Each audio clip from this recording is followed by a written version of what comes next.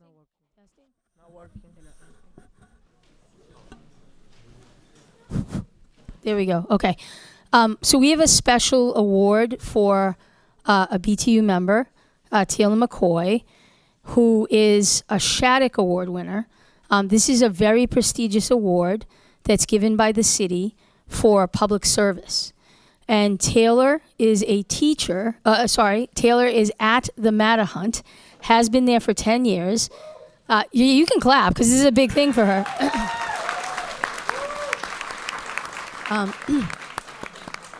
And she supports inclusion, right, at the Matterhunt.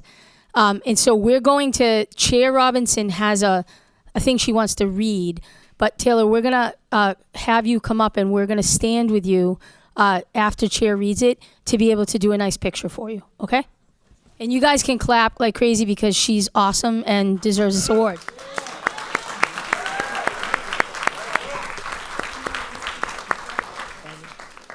You want to chair us back in? All right. No, bring us back in to the gavel. The gavel us back in and go through the first protocol, and then we're going to invite Taylor up. So it says, good evening, everyone, and welcome to this meeting of the Boston School Committee. I'm Chairperson Jerry Robinson. The committee just returned from an executive session to discuss strategy with respect to collective bargaining with the Boston Association of School Administrators and Supervisors, BASIS. To have this discussion in an open meeting could have a detrimental effect on the committee's bargaining position. I want to welcome everyone who is joining us tonight in person, on Boston City TV, and on Zoom. I'm going to ask everyone here in the chamber to please turn off the volume on your laptops or other devices so it does not interfere with the audio for tonight's meeting. Thank you for your cooperation. Tonight's meeting documents are posted on the committee's webpage, bostonpublicschools.org, School Committee, under the December 13th meeting link. For those joining us in person, you can access the meeting documents by scanning the QR code that's posted by the doors. The meeting documents have been translated into all of the major BPS languages. Any translations that are not ready prior to the start of the meeting will be posted as soon as they are finalized. The meeting will be rebroadcast on Boston City TV and posted on the school committee's webpage and on YouTube. The committee is pleased to offer live simultaneous interpretation virtually in Spanish, Haitian Creole, Cape Verdean, Cantonese, Mandarin, Vietnamese, and American Sign Language. The Zoom interpretation feature has been activated. Zoom participants should click the globe icon at the bottom of your screen to select your language preference. I'd like to remind everyone to speak at a slower pace to assist our interpreters. Okay, I would now like to invite my fellow members and the superintendent to please join me in celebrating one of our members of the BPS community. Can superintendent and committee members please join me on the floor? Okay.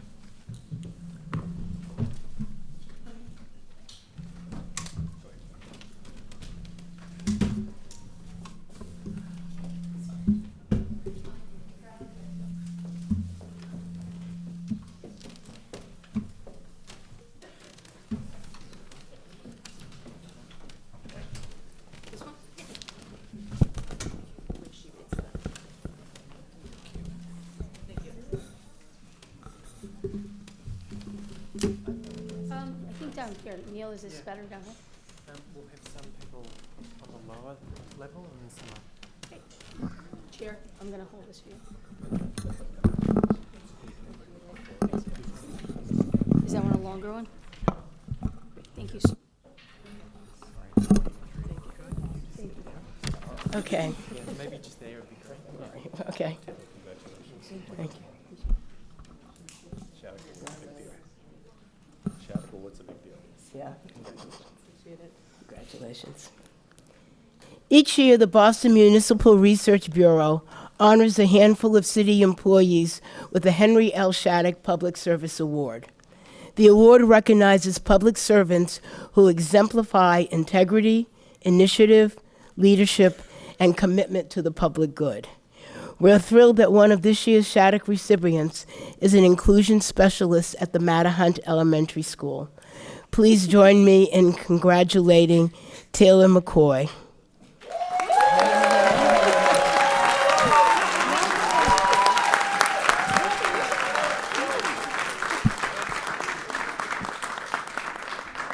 The citation reads, "The Boston School Committee extends its congratulations to Taylor McCoy, Inclusion Specialist, Mattahunt Elementary School, recipient of the..." Did I say the Taylor School? What happened? I don't know. Recipient of the Boston Municipal Research Bureau 2025 Henry L. Shattuck Public Service Award. An inclusion specialist at Mattahunt Elementary, Taylor works tirelessly to help students with specialized learning and behavioral needs transition into inclusive classrooms. The chairperson and members of the school committee of the City of Boston join with the superintendent of schools in extending their appreciation to Ms. McCoy for her unwavering commitment to the students and families of the Boston Public Schools and wish her continued success in all future endeavors. Signed, School Committee Chair Jerry Robinson and Superintendent Mary Skipper, December 3rd, 2025. Thank you.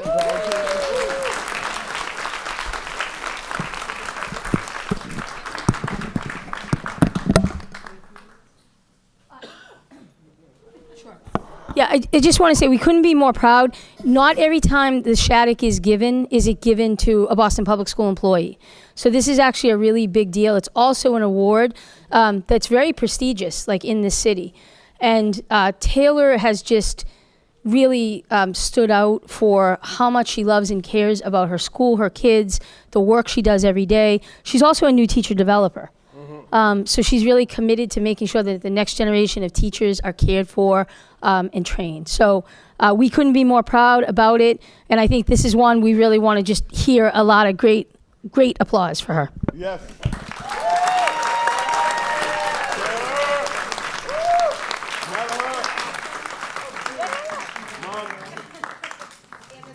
Miss Gamir. Is there anyone else from Matta? Mavini. That's it. Okay. Come on, Mommy. Come on in, Mommy. Nice. All right, you ready? Yes.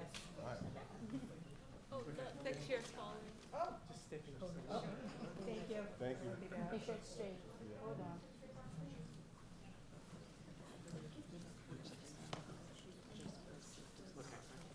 Happy smiling faces. Nice. All right. 1, 2, 3. Not a hug. 1, 2, 3. 1, 2, 3. Thank you. All right.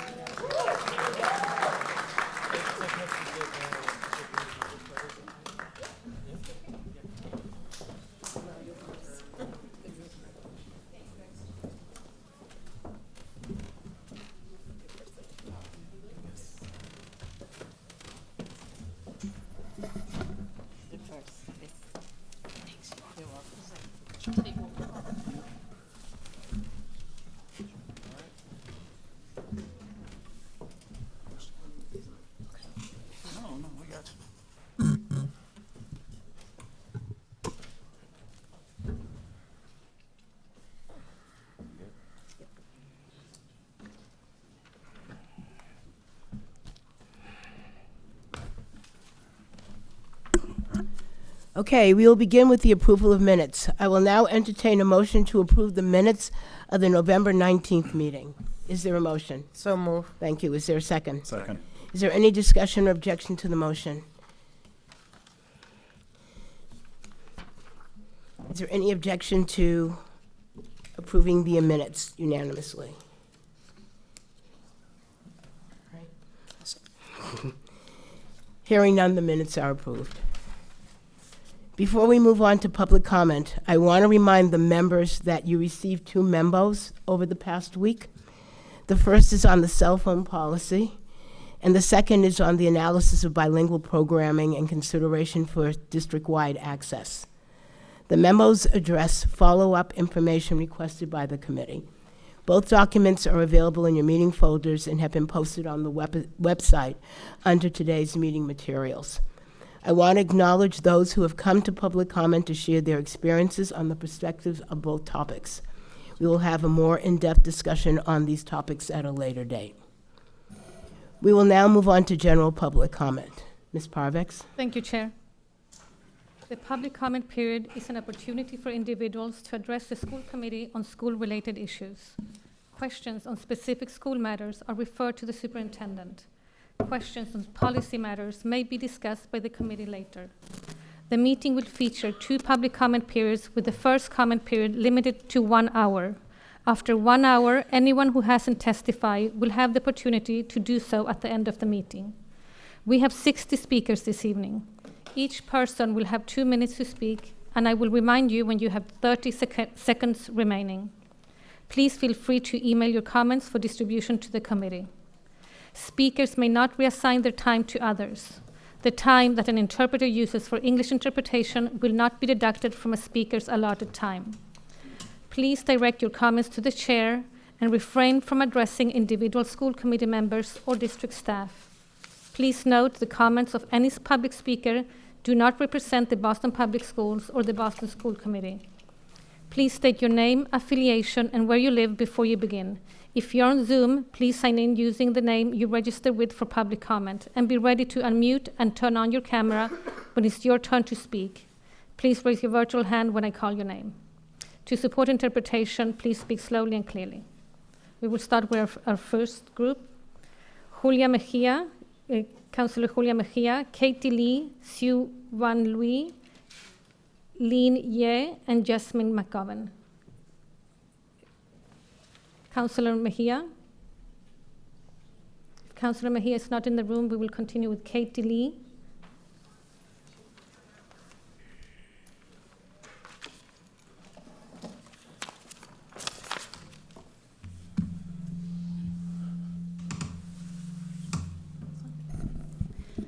My name is Katie Lee, Le Yusam. I'm a teacher at the Quincy School supporting our new bilingual Chinese enhancement program. I am also a former member of the ELL task force. You have 2 graphics. One clarifies the different programs for students whose home language is not English. The other shows how policy changes have shaped our school's programs over time. In the first graphic, programs on the left lead to English proficiency only. On the right are dual language programs where students learn grade-level content in English and Chinese and become proficient in both. Most BPS programs are on the far left. The problem is the term bilingual education is often used too loosely, referring to who's in the classroom, the language of instruction, or the language proficiency goals.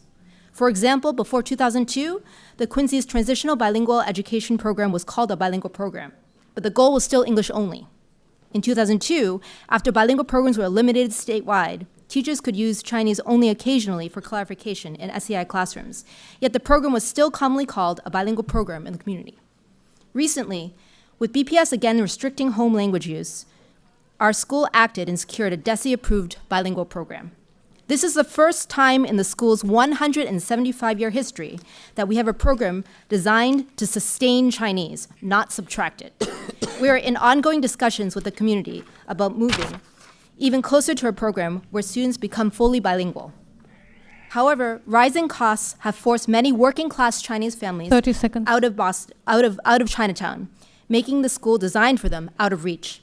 Our request is simple: citywide access to the one and only Chinese bilingual program in Boston, a request that was not recommended through a memo posted just before this meeting. Our ask is not unprecedented. The city's first Spanish dual language program, the Hernandez, has citywide access. We are asking for the same right. Thank you. Thank you very much.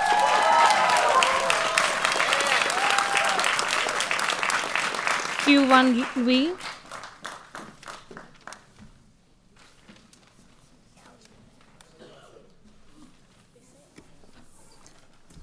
Good evening. My name is Sue Wan Lui. I'm a proud Boston Public School alumna.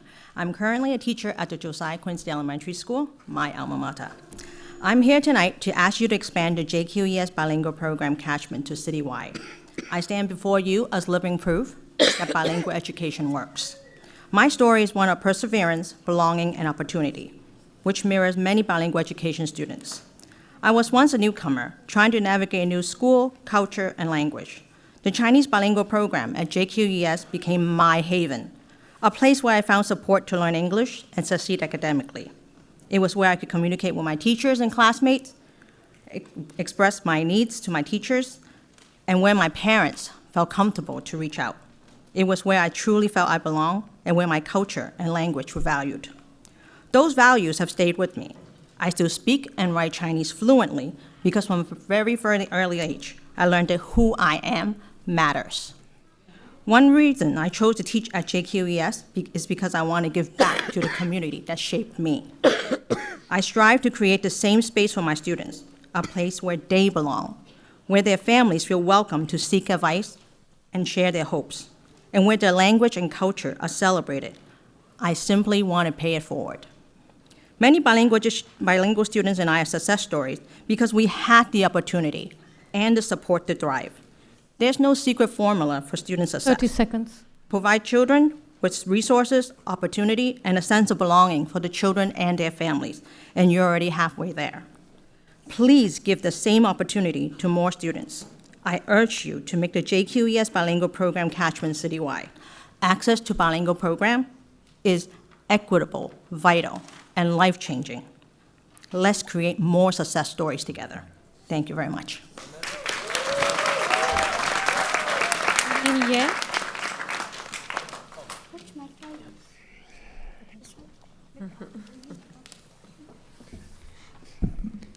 Hi, my name is Lian Ye.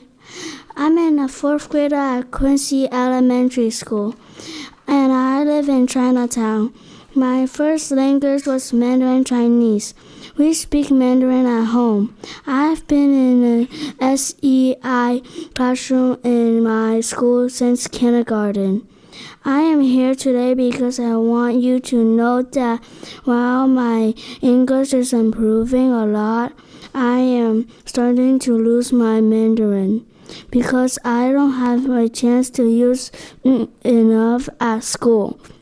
Right now, I can understand that my parents say to me, but I have a hard time getting my words and sentence out in Mandarin to respond. In school, my classmates mostly speak in English with me. I believe being bilingual is better for me and other kids like me. Being able to understand and use both English and Mandarin is important to me because I'm proud of where I come from and who I am. I wish there was a school where I could learn both Mandarin and English. I wish that bilingual program at our school can help kids like me to keep Mandarin while we learn more English. It will help me talk with friends, neighbors, and relatives. This is how we build community. So I just want to say, I want to grow up, be fully bilingual, and school is the place where I get started. So please make more Mandarin bilingual programs available in Boston. Thank you for your time. Thank you very much.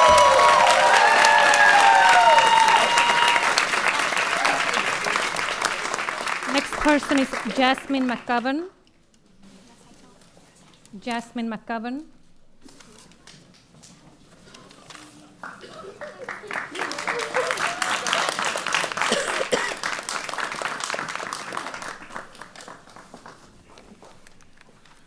Good evening, everybody. My name is Jasmine McGovern. I am a student at ACC. During my time at ACC, I have found my voice. I have always struggled with participation, presentations, and communication, but during my freshman year, I got introduced to this thing called BUILD. BUILD is more than just kids learning how to be an entrepreneur, but how to find your voice, which is what I'm doing today. When I was in 8th grade, looking for high schools, I wanted to go to a small school, but I quickly learned that majority of the schools in Boston are huge. A big school wouldn't be a good fit for me because that would mean bigger classes, which would make it harder for teachers to support me and get to know me. This would especially be hard for me because I'm a quiet student. At ACC, I don't have to worry about that. The staff know me, I'm comfortable with them, and I know that if I needed help or needed to talk to somebody, I could, which I think is very important. not to mention my fellow classmates. Growing up, I never really had friends. I have made so many new connections and have made bonds that will last forever. Meeting these people have not only made memories, but created a village. ACC is not just a school, but a family. Don't take away our education, improve it. Please take what I said into consideration. Thank you.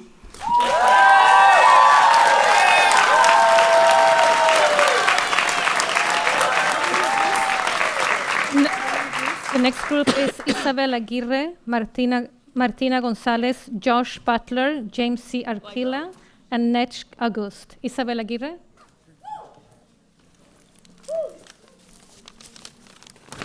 Good evening, my name is Isabel Mancia, and I'm an ACC student, and this is my second year. If ACC shuts down, I feel like I won't fit anywhere else. I've gone to other schools, and I didn't really have many friends, and I didn't have good connections with the teachers. But in ACC, I know more names, I know more people. I get to fit in where I don't. ACC has its ups and downs, but at the end of the day, it's my second home. ACC has taught me a lot. For example, in Mr. Dominguez's class, we're already about to finish our 3rd chapter book in 1 quarter. In Ms. Wallman's class, we're experimenting with components that make up dead organisms decompose, and I cannot wait to have Miss Yes's class next year if ACC is still even open. At ACC, I have friends around every corner, as the teachers always have our best interests at heart. At other schools that I've gone to, I could not remember the names of my classmates, but this year I have enough names to fill Santa's list, okay?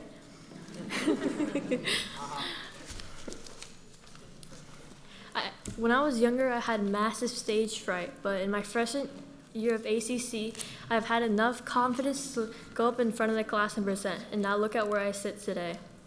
I hope they do not shut down ACC so I can graduate with my friends and my teachers. I hope that our teachers get the credit that they deserve for keeping us safe physically 30 and seconds. mentally. This is our future and we will fight for it. Thank you.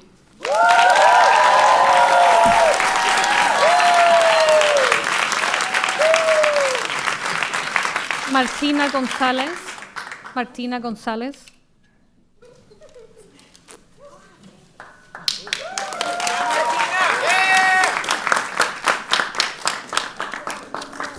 Good evening, my name is Martina Gonzalez and I'm a 10th grader at ACC.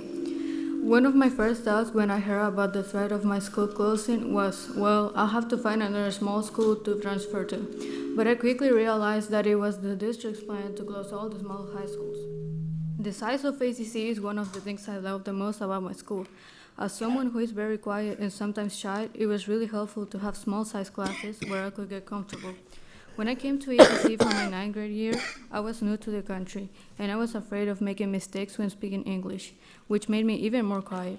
But being close to my teachers helped me feel more confident, since most of them knew where I came from. I think small-sized high schools are a great option for English learners and immigrants because it helps them to adapt to the new culture and language without feeling overwhelmed by being surrounded by strangers. During my time at ACC, I've been able to build close relationships with my teachers, and I know that if I'm having a bad day, there will be at least 10 adults I can trust and that will care about me. Please think about this. Thank you.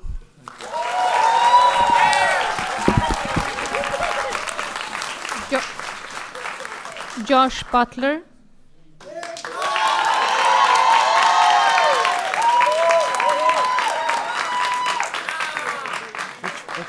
Where do I speak? Here? In the middle. The big one, right? Okay. Hola. My name is Joshua Butler, and I am a proud and bubbly Cash charger. I started Cash online during COVID. I am in the Azul program for students with autism. At Cash, I have taken and passed Spanish and French, and I want to go to college. I also do a lot of job training at our cafe. I participate in Best Buddies as well. Cash is my home. Cash is my family. It is sad to hear that you want to break up my home. My support. Don't close cash. Sasusuno delete. Thank you.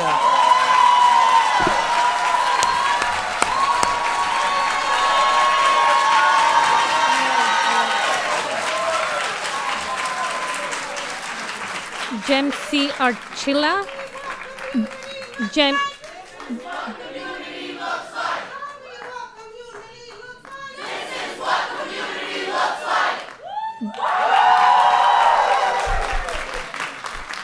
Jem C. Archila or Archila. Jem C.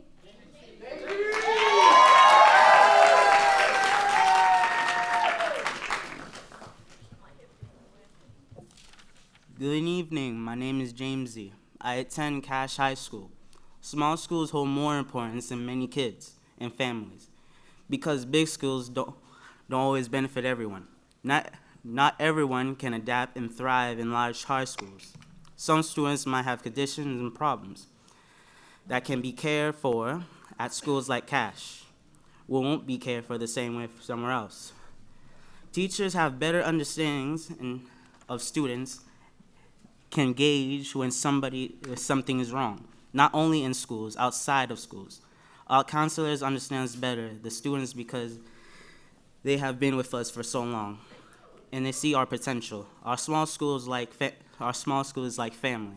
Cash makes it easy to join opportunities like Build On. We can do community service. I have the chance to go to Senegal last summer and help build school. We have picked for jobs training, JRTC cooking classes, and many activities outside of school without too much stress. For these reasons, I would like to consider not closing Cash High School. Thank you very much.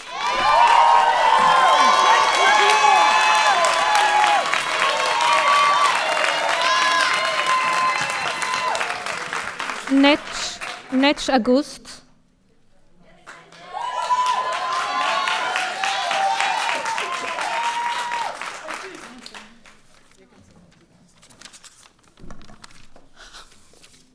Hi, my name is Nech August, and I'm a junior at Cash High School. And I'm here today because Cash has been more than just a building for me. I remember when I first come to the school, I was really nervous because I didn't know anyone yet. I feel like I wasn't good enough, like maybe the school wasn't going to be the right place for me. But after just 2 months, everything changed. I started opening up, I stopped being shy, I started to feel like I could finally be myself. Cash isn't just a school. Cash helped me start building who I am right now. I've been to multiple schools where I never had the opportunity to take a free cooking class or to be part of a community that actually helped people. At Cash, that was the first thing I noticed. This was also the first school where teachers truly care about what was going on in my life. In my past school, no teacher ever pulled me aside to talk about my grades or I could improve my grade. But here they did. They didn't let me find behind. They didn't treat me just like another student. They treat me like someone worth helping. Even that Cash, my clothes hurts because without the school, I will never find my 3 sisters from another mother. My best friend, the school give me real connection, real people, real support. And today isn't about sadness. Today is about honoring and flexing what Cash has done for me, for you, and for our community. I never been at a school that supports immigration the way Cash does. By that I mean Cash makes sure students who come from different countries feel like welcome, respected, and understood. Teachers take time to help with language, paperwork, family struggle, and things other school in your Cash doesn't push you out, it pulls you in. Today is the time to tell the world, to give the school the respect it deserves, to show that what happened inside this walls matter. We matter. Think about the freshmen and sophomore who just started building the future, only to be told they have to transfer in 2 years. Thank you. Your time is up.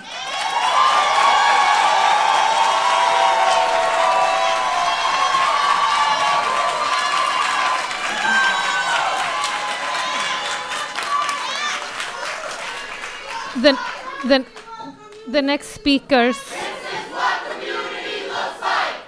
The next speakers are Daisy Barbosa, Lily Furtado, Jada Tomas, Marika Allwood, and Brianna Lindsay. Daisy Barbosa.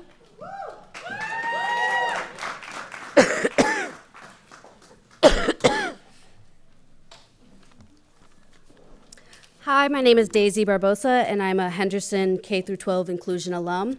And I'd like to start off by saying thank you for the opportunity to speak about a issue that I find so vital for our students' academic growth and emotional well-being and their long-term success. Co-teaching is one of the most important classroom models, and it is a commitment to equality and the belief that every child deserves individualized support.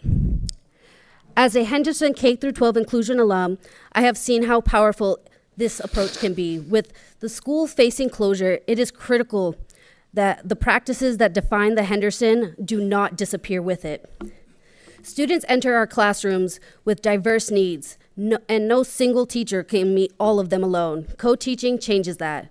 With two educators working together, instruction becomes flexible, engaging, and students who need support receive it. Advanced learners are challenged and no one is ever overlooked, as it should be. The benefits go beyond academics. Co-taught classrooms model collaboration, community, and problem solving. They build emotional intelligence, helping students manage frustrations, express themselves, and form relationships that they will continue to have for the rest of their lives. And they grow in confidence, which is an essential life skill. It's not something you just pick up anywhere. For students with disabilities, 30 seconds. Co-teaching provides the inclusive environment that they deserve. For advanced and emerging learners, it offers the right balance of support and challenge, and every student is seen. I know this firsthand. The Henderson inclusion approach helped me, and it helped the others alongside me. Even if the Henderson does not survive, its values must. Co-teaching, inclusion, and emotional support instructions should continue across the district. The shutdown should not erase the Henderson success. It should strengthen our community and what it works for. Thank you.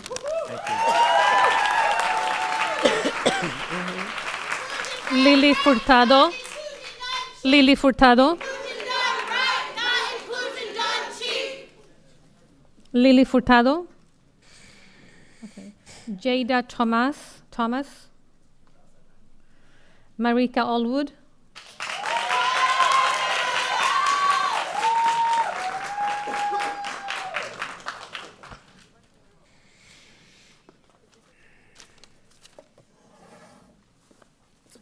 Hello, my name is Marika, and I am an 11th grader at Cash, and I'm here to read the statement written by my schoolmates in the Azul program, which is for students with autism. This one is from Nathan. He said, "I like my friends because I know them a long time. I like my teachers because they're fantastic." Kingsley said, "I like my school because I like my teachers because they're great."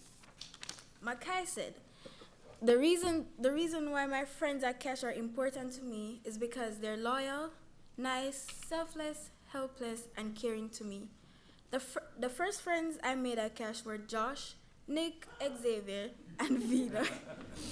I met them in gym class on my first day, and my Joseph Lee school friend Samir came to Cash a few days later, and it was nice reuniting with an old friend of mine from my old grade school. And this year, our other old friend Ellie came to this high school, and if losing this school means losing my friends, I would be sad and mad and upset. So please don't close Cash. Winji said, I want to keep Cash open. I feel happy at my school. I love my teachers. I don't want new teachers. I like 30 my seconds. classes. I like working with my teachers. Chichi said, I like my school. I like my teachers. I like working in the cafe. I like my friends. I like my classes. Dashawn said, I like my classes because of my friends. I like my school because my teachers are nice. Thank you. Thank you.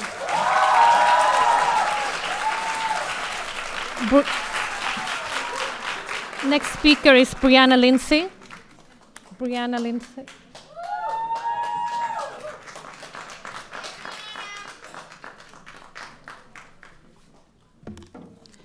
Good evening. My name is Brianna and I attend Cash. I'm here today because the plan to close small schools doesn't just affect numbers on a spreadsheet. It affects real people, real families, and real futures. If the goal is to bring together small communities, then what about the parents and students who prefer small schools? At Cash, it doesn't feel like a school. It feels like a community. We know our staff and they know us. We have bonds that we cannot recreate in a crowded building.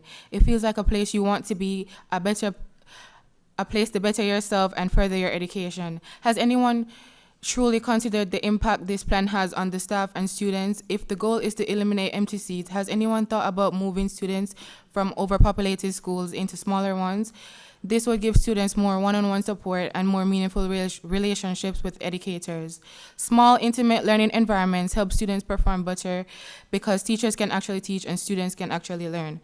High schools are supposed to have alumni programs, but what about us? If our school closes, we lose the chance to ever go back to where we came from. That is a huge part of our identity.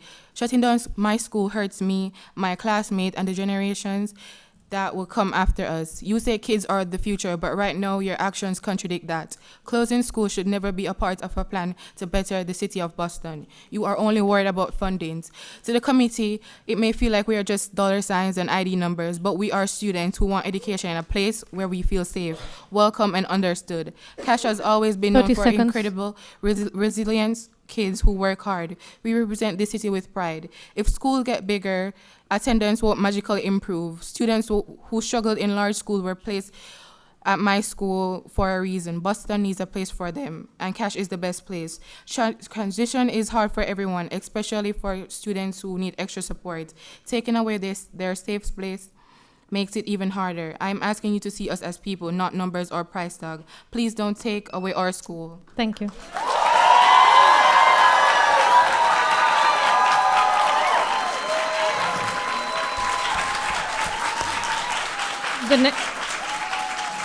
The next speakers are Solomon McDonald, Armani Marshall, Kimani Marshall, Eric Berg, Roseanne Tang, and John Mudd. Solomon McDonald.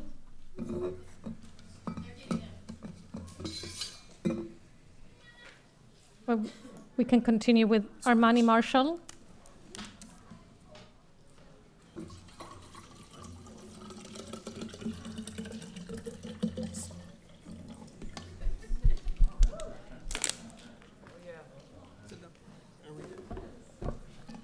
I am Kimani Marshall, and I go to the Lee Academy Pilot School. I think the Lee Academy Pilot School should not close, and I think it should be merged because I want all kids to have a school that they can go to. So all kids can learn and be smart and feel what it's like to grow up and have a job. The job might be hard, but it's the only way to make money. And with money you can get food. With food you can live and learn, taste, and senses. And what I love Lee Academy is that it's a school that is safe and fun. Thank you.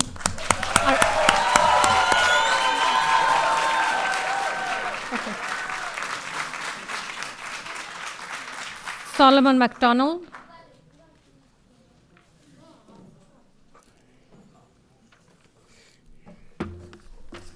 My name is Solomon McDonald, and I go to Lee Academy Pilot School Committee. I do not want you to close Lee Academy Pilot School, so think about not closing it. I've been going there for 4 years, and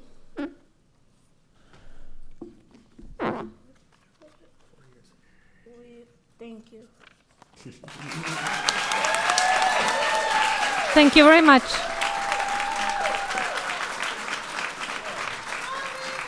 Thank you. This is what community looks like.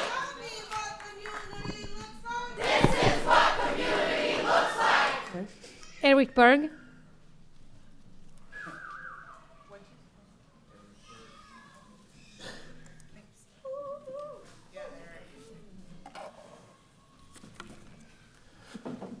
Good evening. Thank you, Chair Robinson and members of the school committee. I'm Eric Berg, president of the Boston Teachers Union. And I'm here tonight because for far too long, students in Boston have been denied equitable access to modern, sustainable, well-ventilated, learning-centered school buildings. School closures are always disruptive to students and communities. District officials must ensure that school closures, regardless of their rationale, are paired with a more aggressive and detailed commitment to the construction and renovation of new, modern learning environments for our students. I adapted my testimony from January of this year, actually, on the exact same issue, and I think I'm going to leave it aside. But here's the deal. We have 109 school buildings, and it's fantastic that we built 3 new schools in the last 3 years. It's great that we renovated a couple of others. But we have now learned that we won't be cutting a ribbon on a new school again until the next decade, the 2030s. It's just too long. We need to build more new school buildings, significantly renovate more school buildings faster, because even if we do 1 a year, in 109 years, or now 104 years, we will have a new school system, and it's too long for our system to wait. I'm also aware that we will need assistance for funding this from the state, from the city, but we've got to do it. And if we're going to close schools, we should not do it unless and until there is a new facility and an improved program for those students to go to. I hope that the city continues and speeds up building of new schools because our students and our city deserves it. We're one of the wealthiest cities and one of the wealthiest states. We have millionaires and billionaires throughout our city. We've got to be able to fund proper buildings for our kids in our schools. Thanks very much.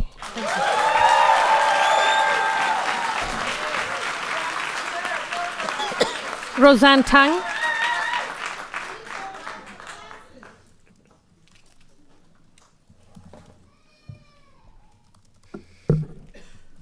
Hi, I'm Roseanne Tung, and I'm a member of the Multilingual Learners Alliance. I have 4 points. In an effort to understand what MLL education looks like in classrooms, MLA members talked with educators at 11 schools spanning the range of program types, languages, and neighborhoods. Educators felt district leaders make decisions and mandates without observing nor listening to their needs. The dominant mode of instruction is focused on equality rather than equity. Besides dual language, the goal in other programs is uniformly English only. We found no discussion of biliteracy except in dual language. Our recommendations remain the same as when the MLA formed in 2023. Stop placing ELD 1 through 3 students in general education. Expand bilingual programs with enrollment goals and timelines, engage families about the pros and cons of MLL options, recruit and retain teachers who are proficient to teach content in our major home languages, be transparent about how equitable Title I spending decisions are made, and annually report Title I expenditures. Third, BPS's Department of Justice settlement agreement may be defunct, but I think we all agree BPS should still 30 report. seconds. The community would still like to see multiple inputs and outcomes disaggregated in meaningful ways. I don't have time to list them all in my 2 minutes, nor have I had time to review the report just posted, but I see only 1 slide with 2 graphs about MLLs. In September, the MLA requested a meeting with BPS leadership to discuss our shared goal of multilingualism and envision ways to collaborate. We would still welcome a response and a meeting. Thank you for your attention. Thank you.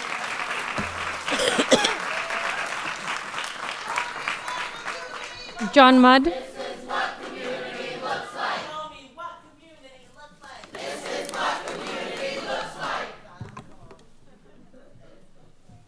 Good evening. My name is John Mudd. I'm a resident of Cambridge and the grandfather of a student at the John F. Kennedy Elementary School. It's wonderful to hear all the students tonight, and I hope all of us can listen and learn from them. I'm here tonight to talk about the Inclusive Education Report that you will hear later and just give some initial comments. Inclusive education is the wrong strategy for multilingual learners. Inclusion done right is good for students with disabilities. It is not good for multilingual learners. Student outcome data that you know demonstrates this dramatically. Over 90% of multilingual learners continue to fail to reach state proficiency standards on MCAS. This has been true for years. The access test scores on the percent of students reaching their English learning targets shows a sharp decline in the higher grades when knowing academic English content is essential. Both of these issues seem to be ignored in the Inclusive Education Report. I hate to keep repeating the data, but you and I, the mayor and the community, cannot ignore it. It should not continue to be accepted. Take your own rhetoric about the importance of culturally and linguistically sustaining practices seriously. Truly value the home language our students bring to our schools as an asset. This will continue require a change of mindset of BPS from top to bottom.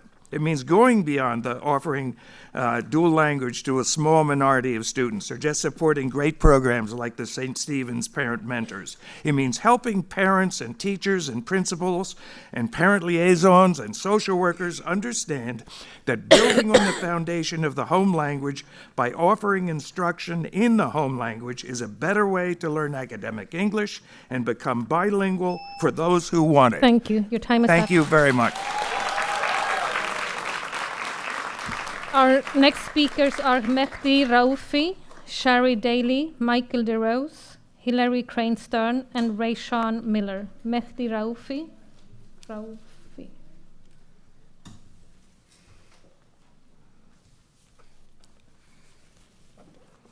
Hello, my name is Mehdi Raufi. I'm a Rosendale resident and director of school programs at Open Door Arts, a nonprofit that has partnered with BPS for over 40 years to provide in-school arts programming for students with disabilities, including students in sub-separate classrooms at 3 of the schools proposed for closure: Cash, Another Course to College, and Henderson Upper School.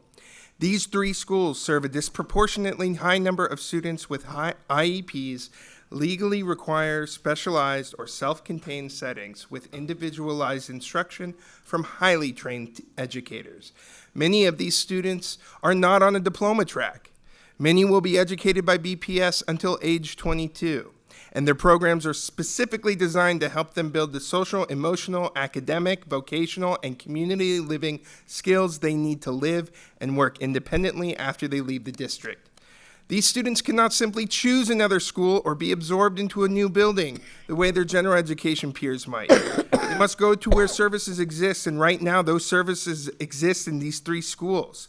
The Individuals with Disabilities Education Act federally mandates BPS to provide them with a free and appropriate public education in a setting that meets the requirements outlined in their IEPs. Closing their schools without a clearly defined, fully resourced, and publicly communicated plan for how their specialized services will be replicated is disruptive, destabilizing their learning, damaging their mental health and well-being, and risks non-compliance with federal law. I work directly with classroom teachers, school leaders, and district partners. I see firsthand that these schools are among the most prepared and appropriately structured environments in Boston for these specific populations of students, working effectively, creatively, and compassionately, often with dwindling funding and resources. I urge the school committee to include members of the special education community in this decision-making process. Pause the vote until there's a clear, legally compliant, thoughtful plan for our students. Thank you.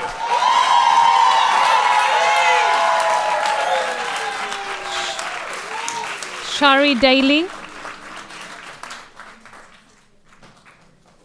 Thank you.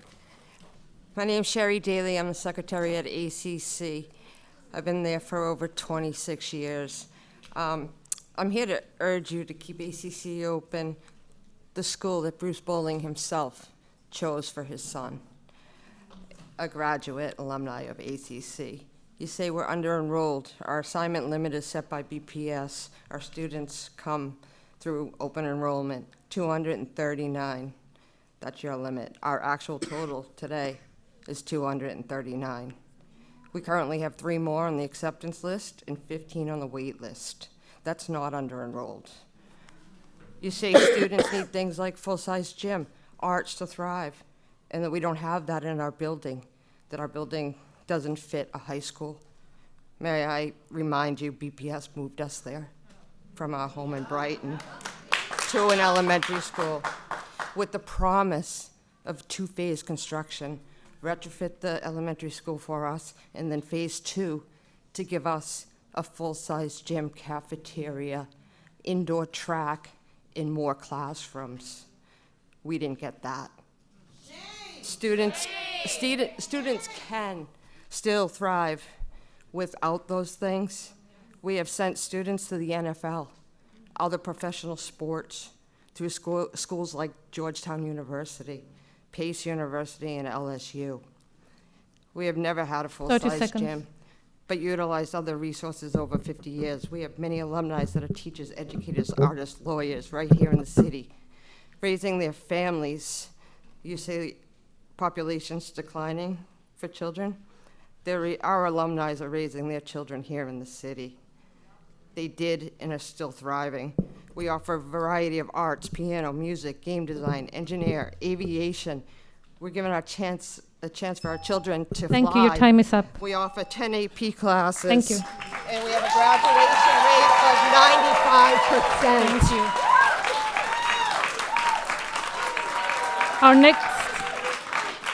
Our next speaker is Michael DeRose.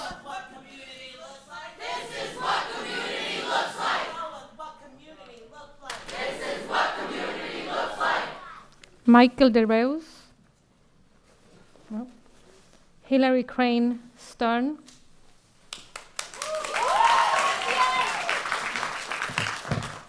I'm going to talk quickly. My name is Hillary, and I've been a teacher at ACC for 16 years. While doctors take a Hippocratic oath and pledge to do no harm, teachers uphold a comparable promise: protect students. Administration isn't exempt from this ethical code.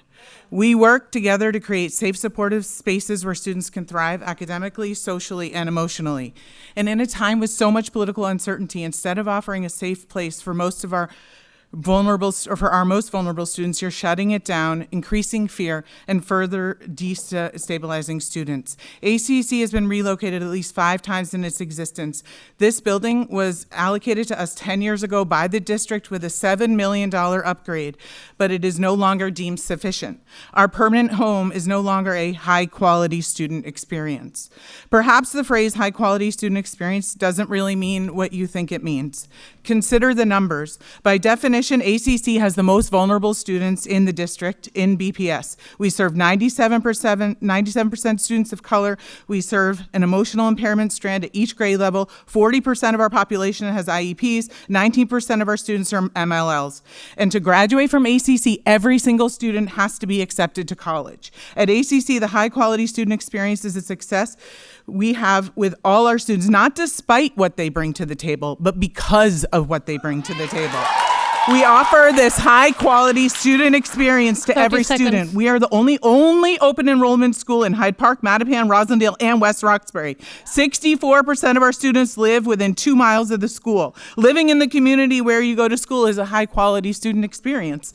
This painful process of potential closure has become our fiercest lesson in resistance. Our students rose up, our staff stood united, and together we turned devastation into purpose, because at ACC, that's what we do. We find the educational opportunity crisis to make a high student quality experience. Thank you.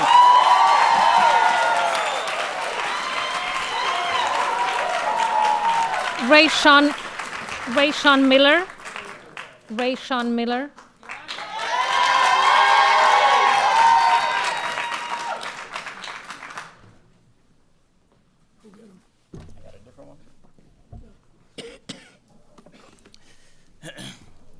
I'll introduce myself at the end. When I need an excuse to justify myself to my girlfriend, my go-to line is, "Sorry, I forgot to take out the trash." It's a throwaway line that really means any excuse will do, right? And I've been thinking about that tonight, because the beautiful and dangerous thing about language is how easily it becomes a tool for removing responsibility.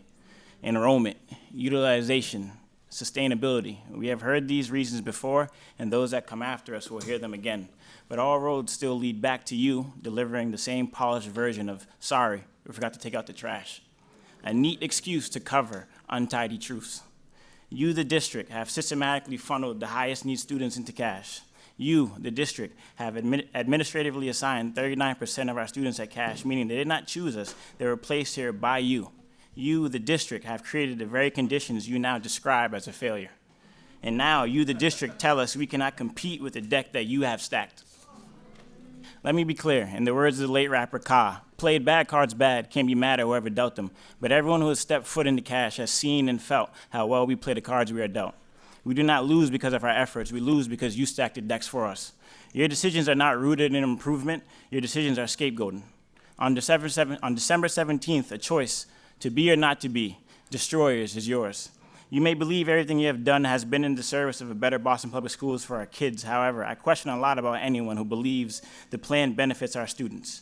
I question your ability to think critically about the systems you have designed. I question your empathy for people living inside these systems. I question your willingness to stand up for the forgotten. But I hope you do not question the messenger. I am a graduate of Boston Public Schools, Boston Line Academy to be exact. I am a teacher in Boston Public Schools. I am the very product you say you want to replicate. And I, Rayshon Miller, am looking you directly in your eyes. On December 17th, do not destroy what you misguidedly created. Do not scapegoat the community I promised to serve. Let the people who live the story write the story.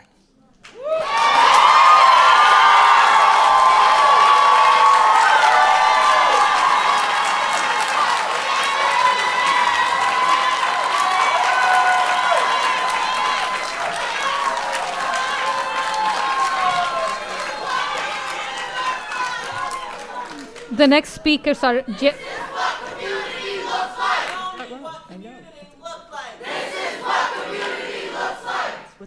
The next speakers are Jedson Dimanche, Patricia Thrash, Ruth Wong, and Erin Konarny.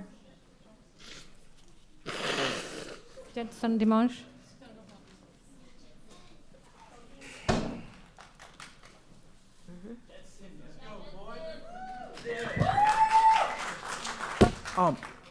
Before I start, I would like you guys to hear Mr. Simpson. I interviewed him on May 29th. Okay. So what is your purpose as a head of school? My purpose is to free as many minds as possible. Sorry. It's to create a space where minds can be free and pursue their passions. Thank you. This interview, I've been listening to it for the past years, even though I'm not a cash student anymore.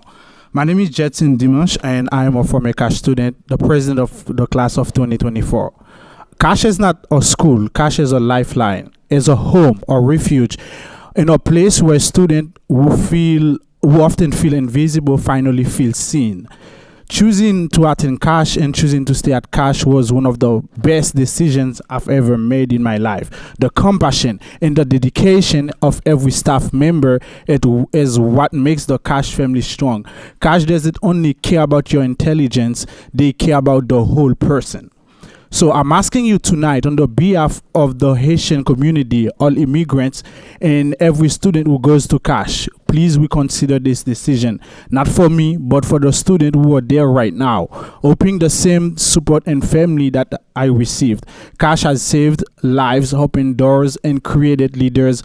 Closing the school is not closing a building, it's closing futures, breaking relationships, and destroying a legacy. As I asked my classmates last year, don't ask what Cash can do for you, but ask what you can do for Cash. That's why right now I'm standing here to ask you, what can you do for Cash? Cash is more than what your eyes can see. It's not defined by enrollment numbers. What defines Cash is compassion, love, and dedication. If it were only about members, I would not be there.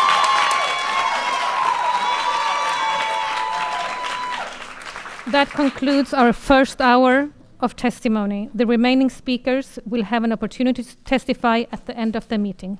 Back to you, Chair. Alrighty.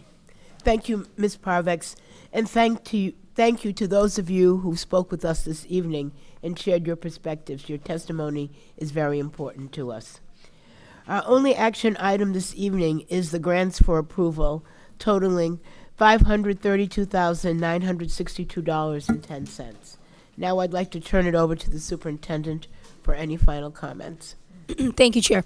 So there's 3 grants tonight for your consideration, totaling a little more than $530,000.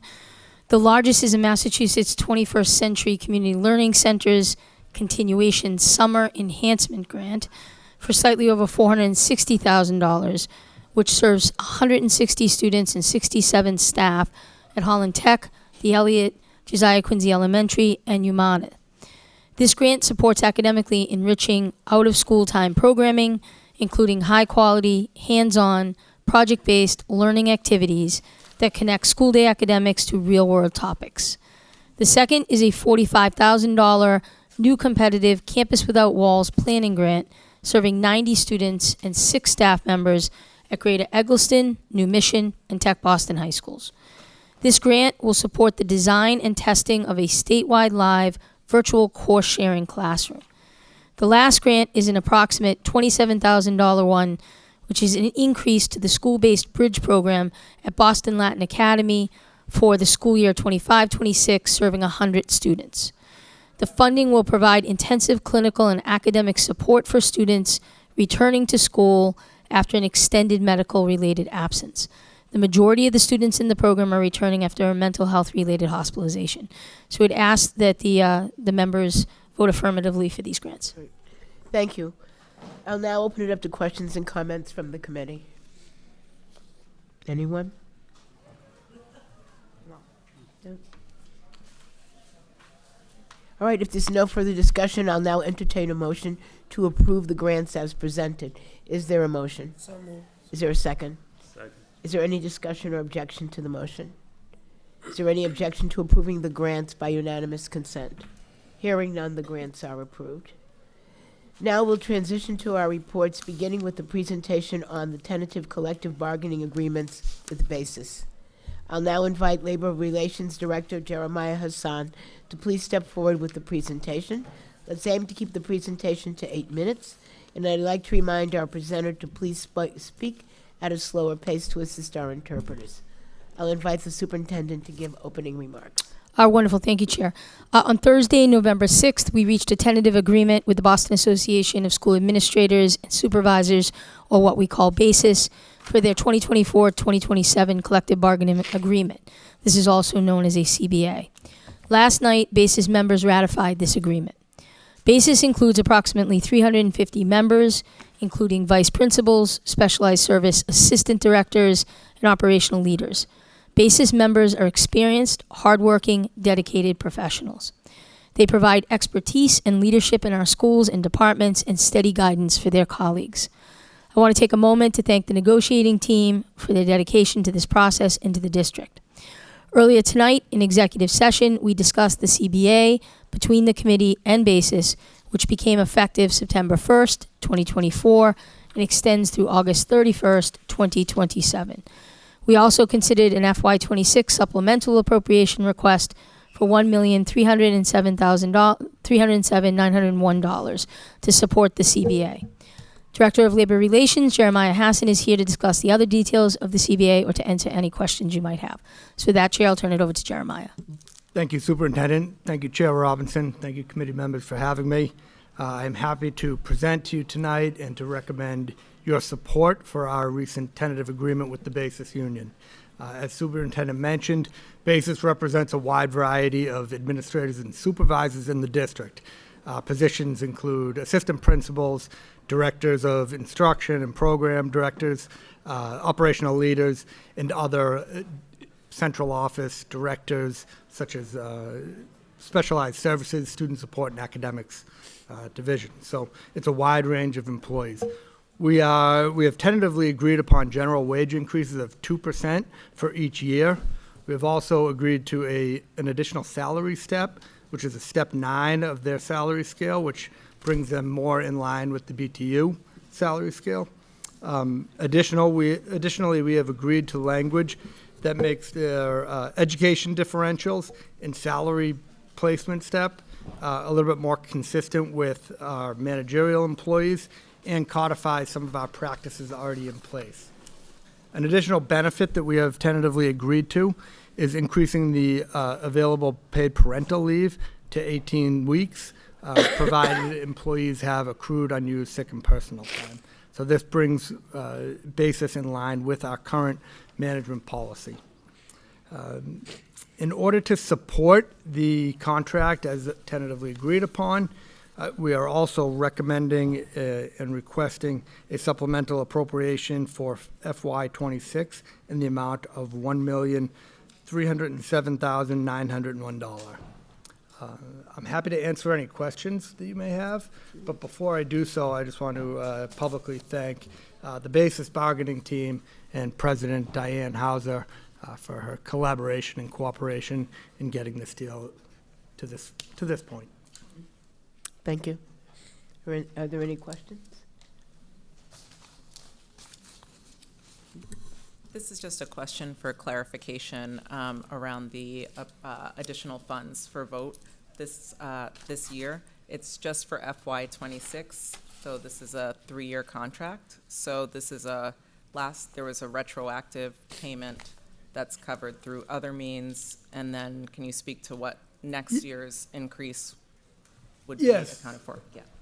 Yeah, so the city will cover the assuming it's approved, the retroactive piece of the agreement. The appropriation request is for FY26, so we would have to go to the city council and ask for additional funds to pay for this current year, and then next year's increase would be built into the budget that will be presented for your approval in the spring. During the regular budget cycle? Correct, as part of the regular budget cycle. Thank you.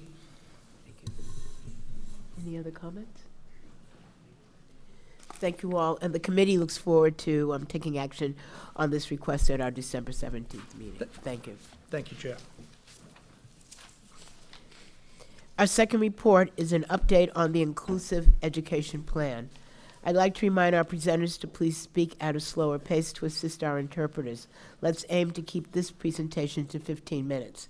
I'd like to remind our presenter to please speak at a slower pace to assist our interpreters. Superintendent, I invite you to give introductory remarks. Thank you, Chair. 3 years ago, we announced the implementation of inclusive education across the BPS. Tonight, we are here to update you on our students and schools' progress and the impact of this foundational change.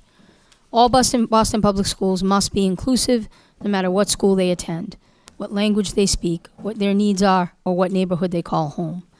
In October of 2023, BPS submitted the Inclusive Education Plan to the Massachusetts Department of Elementary and Secondary Education, fulfilling a requirement of the Systemic Improvement Plan, or what we called the SIP. The SIP concluded in June of 2025, but our commitment to inclusive education continues. We are currently in the second year of a 4-year phased-in plan following an initial planning year. As you may remember, inclusive education is built on 4 pillars that required BPS to shift its practice to meet the needs of all students as they learn alongside their peers. That meant ensuring all students have access to grade-level content and high-quality instructional materials, ensuring inclusive delivery of interventions, supports, and services, engaging in team-based planning and collaboration, and resetting district infrastructure with systems of support and accountability. The team assembled here tonight are leading that change. Shortly, you'll hear from Chief of Specialized Services, Kay Seal, Joel Gamir, who's the Chief of the Office of Multilingual and Multicultural Education, and Chief of Teaching and Learning, Angela Headley Mitchell.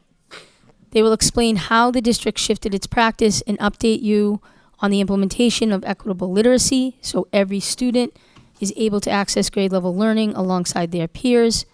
Our students increased access to grade-level learning with the use of the high-quality instructional materials in 100% of the district's classrooms. The district's efforts to reduce chronic absenteeism so students are in school and able to learn every day. Our efforts to ensure that student needs are met through our multi-tiered systems of support, or what we call MTSS, the strengthening of our college and career pathways, and the progress of our multilingual learners, our students with disabilities, and our multilingual learners with disabilities. We are also joined by Russell Elementary School leader Nikki Wells and Kenny Elementary School leader Sharika King, who will help us understand inclusive education at the school level by sharing their firsthand experience and the connection to students in the classroom. At this time, I will turn it over to our team, who's already seated, to begin the presentation. Good evening. Good evening and welcome school committee members and Chair Robinson, families and community collaborators. My name is Kay Seal, Chief of Specialized Services, and tonight I am honored to introduce my colleagues, Chief Joel Gamir, and also Chief Dr. Angela Headley Mitchell, and our school leaders, Nikki Wells of the Russell Elementary School and Sharika King of the Kenny Elementary School. As a special education administrator, you are uniquely positioned to ensure that every student has access to high-quality, evidence-based instruction and that students with disabilities have the resources and services to succeed academically and socially with a sense of belonging. Our District Inclusive Educational Plan is our roadmap to equity and excellence for all BPS students. Our vision for inclusion is fully realized when every student learns in the least restrictive environment and has access to a comprehensive continuum of evidence-based services that accelerate learning in every Boston Public Schools classroom.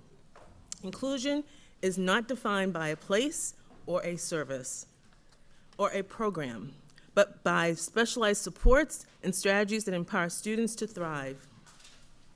To achieve this vision, our collaborative efforts will continue to evolve, developing systems that effectively address the diversity of our learners. We acknowledge the challenges in meeting both the academic and social-emotional needs of our students, and tonight's presentation will affirm the district's unwavering commitment to their success. Equally important, we must address and dismantle systems that contribute to the disproportionate identification of historically marginalized students, particularly our Black and Latinx boys, as students with disabilities. By doing so, we ensure equitable access, opportunities, and improve academic outcomes for all of our learners. Before we get started, I think it's important for us to dive into the data and dive into the work of our District Inclusive Education Plan. We want to ground our discussion in who are we serving. Boston Public Schools educates 47,000 students, which includes our enrolled students at the Horace Mann Charter Schools. As you can look at the data, you can see that we've had an increase of students with disabilities by 23%. And also, it's important to note that when we look at our students with disabilities, I look at them as our students with abilities. Our primary disability categories are specific learning disabilities, are also our students with autism, as well as our students with communication disabilities. It's also important to note that we have a 33% of our multilingual learners, and also 15% are former multilingual learners. Additionally, we have 9% of our students, who are duly identified as multilingual learners with disabilities. And most importantly, 47% are first language other than English. This diversity is central to our work and underscores the importance of an inclusive and responsive educational system.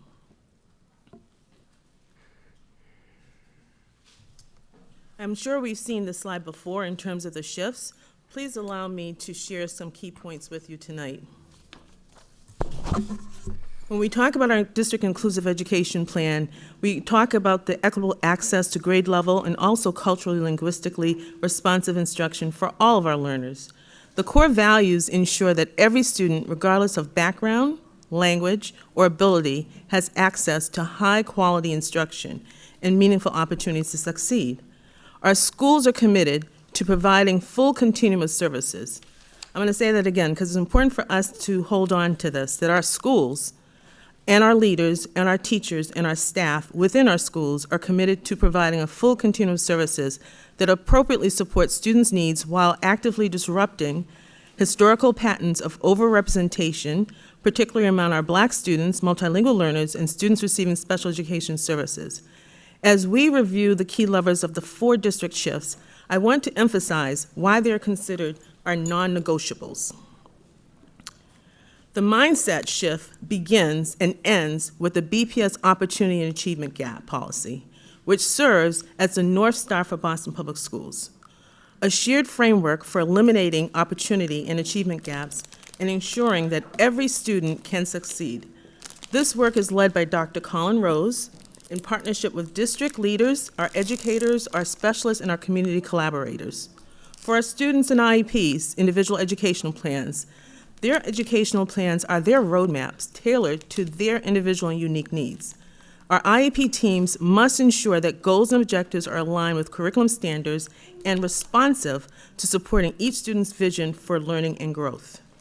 We are addressing disproportionality by strengthening evaluation protocols across our district and are actively addressing the inconsistent instructional opportunities that are historically limited student progress and access. Our district infrastructure now includes cross-functional teaming structures that align our professional learning, promoting coherence, equity, and consistent implementation of our inclusive practices within our schools. It's important for us to look at the landscape where we are right now. And as you look at our planning year, this is really our partnership year with our families, with our community, with our schools, in launching the coordination and the phase of this work. And we have many collaborators within our schools, our inclusion coaches, our instructional leadership teams. Together, schools personalize and develop their inclusion planning team framework. And that was our planning year. When we look at year 1 for implementation and we look at those rollout grades, you can see what the grades are that we started with for year 1. It's important to note that our work initially centered on the district strengthening our collaborative practices by providing targeted professional development, which is a cross-functional effort on our part across many divisions within our district, focusing on Tier 1 interventions for equitable access for our learners. When we look at the year 2 and the grades that are also rolling out, our efforts while expanding on year 1 initiatives, we also focus on grade level access for students, particularly our multilingual learners and students with disabilities, aligned with rollout of our new English learner education programs. When we talk about our future state for our years 3 and 4, we will continue expanding all of our rollout grades and support our emphasis around the acceleration of our multi-tier systems of support and the implementation of our high-quality instructional materials. This ongoing work will continue collaboratively with our schools, supported by the inclusion educational coaches who provide direct coaching to inclusion planning teams, facilitators, school leaders, and grade level teams, most importantly, our teachers in partnership with our regional liaisons. Throughout this presentation, we will highlight evidence of collective efforts to dismantle silos and accelerate learning for all students here in BPS. We will show our instructional expectations are strengthening systems of support, enhancing accountability, and establishing universal practices that benefit every student. I would like to now pass this presentation on to Chief of Teaching and Learning, Dr. Angela Headley Mitchell. Thank you, Chief Seal. Good evening, Chair Robinson, committee members, and Superintendent Skipper. Our move toward inclusive education is generating meaningful progress that expands access and strengthens student learning. These milestones include ensuring all students engage with rigorous instruction supported by the right tools and instructional practices, providing services that meet student needs while keeping them connected to their peers in core instruction, empowering school teams to design and monitor strategies that improve learning for every student, setting clear expectations and building educator capacity for the inclusion classroom, and establishing clear, consistent expectations aligned to school improvement plans, provide professional learning so all educators are equipped to implement inclusive, high-quality instruction. Our inclusive education strategy is ensuring equitable access to high-quality learning for every student in our district. By moving to fully inclusive learning environments, every student, regardless of background, language, or learning needs, now has access to the same rigorous instructional opportunities. We are already seeing results. Students who were previously in separate classrooms are showing stronger engagement and deeper social connections. Multilingual learners benefit from real-time language practice with peers, accelerating both their academic and conversational English. And by eliminating isolation, we ensure all students can participate in grade-level curriculum that prepares them for college and career. Overall, academic strategy centers on implementing equitable literacy practices and expanding access to inclusive learning environments. This is shared work across the district. I will highlight the steps we have taken as an organization to strengthen access to high-quality instructional materials, increase access to Tier 1 instruction, and enhance supports within our MTSS framework. Key milestones in progress include expanded access to HQIM. Across our 9 school regions, we have built a network of instructional support that includes equitable literacy, inclusion, and multilingual coaches. These roles work collaboratively to strengthen inclusive practice, promote access to grade-level instruction, and support educators in meeting diverse student needs. We are in year 2 of our 12-hour Inclusion Professional Learning Series. Greater use of our EQL observation tool is helping schools in the district identify and support the instructional shifts that lead to improved student results. And our classroom observations show progress. More students are actively engaging in grade-level thinking and problem solving. This is an important indicator that deeper learning is taking hold across our schools. To continue accelerating improvements in student outcomes within our inclusion framework, the district remains firmly committed to strengthening student achievement through a robust, multi-tiered systems of supports. The Department of Elementary and Secondary Education's revised MTSS framework identifies 5 critical levers: universal high-quality instruction, data-driven decision-making, team-driven leadership, evidence-based tiered supports, and strategic resource allocation. Our BPS strategy is aligned with and operationalizes these levers through the following actions: increase the number of centrally funded district reading specialists, continued MTS implementation in every school. Over 12,000 intervention plans were developed this year, showing stronger MTSS systems and responsiveness to student needs and trackable supports for students.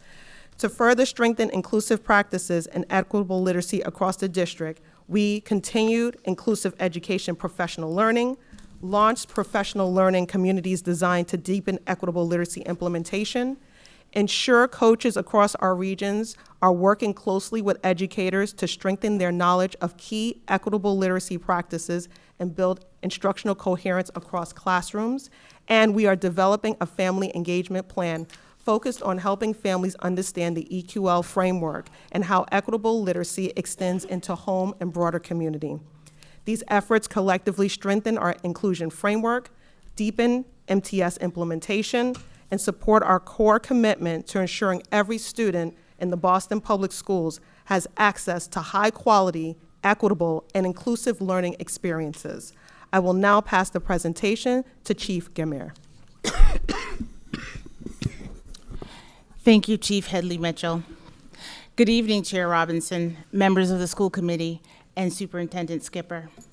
Thank you for the opportunity to share an update on the multilingual and multicultural education of Boston Public Schools. Where are we?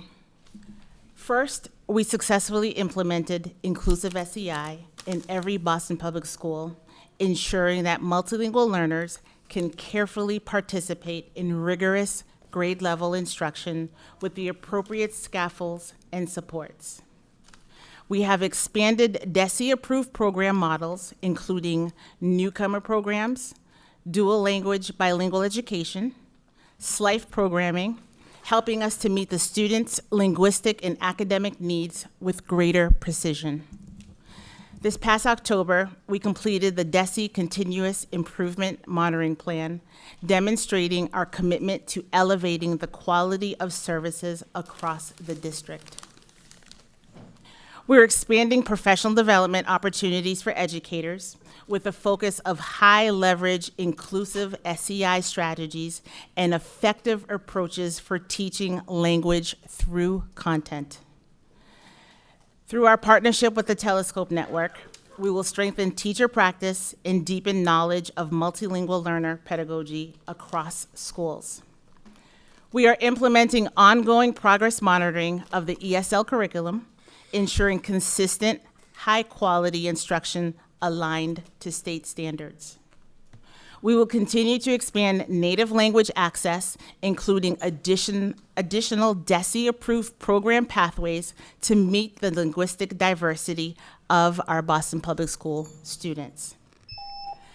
OMME will continue to provide direct school-based support, including instructional coaching, technical assistance, and facilitation of the service delivery determination process, ensuring every school is equipped to meet the needs of our multilingual learners. And importantly, our multilingual learners are making increased progress towards language proficiency targets, with growth reflected on the 2025 Access results, the state's assessment towards English language proficiency. The percentage of multilingual learners making progress on Access increased notably from 2024 to 2025, rising from 36.7% to 41.2%. Growth was observed across nearly all program types, with the exception of BPS SEI, which saw a decline of 3.3. Students who are enrolled in our inclusive SEI classrooms make progress on the state's Access assessment at better rates than students who are enrolled in any program offered in our district. These improvements align with the district's continued expansion of inclusive SEI practices and strengthened bilingual programming. Our team remains deeply committed to ensuring that every multilingual learner in Boston Public Schools has equitable access to high-quality, culturally and linguistically affirming instruction. I will now pass it back to Chief Seal. Thank you, Chief Gamir. Our specialized programs. Please allow me to share the Office of Specialized Services strategic planning to expand inclusive practices within our schools. We have launched and scaled the inclusive planning team process by empowering schools to design more inclusive schedules, staffing models, and instructional supports that provide meaningful access and least restrictive environment opportunities for our students with disabilities. We strengthened also our literacy supports through targeted evidence-based initiatives in partnership with some of our evidence-based staff, like through Mass General Hospital and also the SAIL Lab, through the implementation of language-based instructional pilots rooted in science of reading, delivering individualized targeted support for our students with families and also dyslexia and language-based learning disabilities. We've also expanded inclusive placements for our youngest learners by increasing our inclusive placement for children ages 3 to 5 by 15%, supported by the early childhood cross-functioning work groups, and also an emphasis on developmental appropriateness, instructional access, and strong family partnerships. Our enhanced district-wide support for inclusion implementation refined the district's approach to supporting schools in inclusive practices and also promoting transitional planning to enhance students' experiences academically, college, career, and pre-vocational learning through our partnership with MyCap, leading to more consistent guidance, coaching, and monitoring across all of our grade levels. Where we are, an analysis of our inclusion and partial inclusion data. Please allow me to spotlight our key accomplishments. As you look at the data for K0 to K1, our students, you see that we have made the largest improvement over the past 5 years by 15.5%. This is a testimony of where the groundwork of our inclusive plan really has taken off, reflecting on our early childhood teams and expanding inclusive opportunities, also aligning practices with our IDA and DESE expectations and regulations for the least restrictive environment. When we look at our grade 2 and also K2, 7, 9, we show steady progress and growth and partial inclusion, and also gains. When we look at also indicating broader improvements in school-level practices, staffing models, and instructional supports. Also, looking at our secondary schools for our middle and high schools, our inclusion rates increased by 10% and 9.4% points, respectively, reflecting progress in our secondary schools. We designed and also expanding access to core instruction, as well as our enhanced supports and services through our IEP process as well. Where are we going for next year? Our advancing 3 years in terms of the Inclusive Education Plan will continue our acceleration of professional learning as a cross-functional team. Our staffing, our curriculum will also be deepened with specially designed instruction, methodologies, and evidence-based practices to ensure equitable access for all of our students. We're strengthening evidence-based reading interventions. We will expand district-wide training in reading and math interventions with a focus on executive functioning, written expression, and amplify our student voice. We are excited to spotlight tonight 2 of our elementary schools. This evening, they are showing that they're doing the work and our students are making progress. You will hear from school leaders about the incredible work happening in their school community to expand inclusive opportunities that accelerate learning for all students. Please join me in welcoming school leaders Nikki Wells from the Russell Elementary School and Sharika King from the Kenny Elementary School.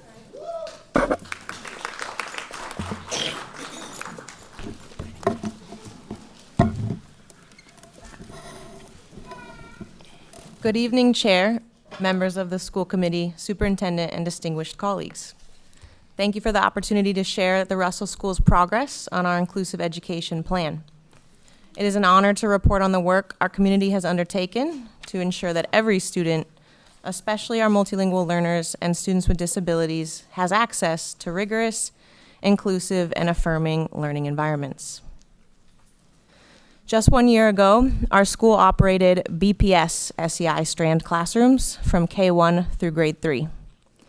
These classrooms served newcomer multilingual learners exclusively, separating them from their English fluent and grade level peers, including multilingual learners of different language levels, for the entire day.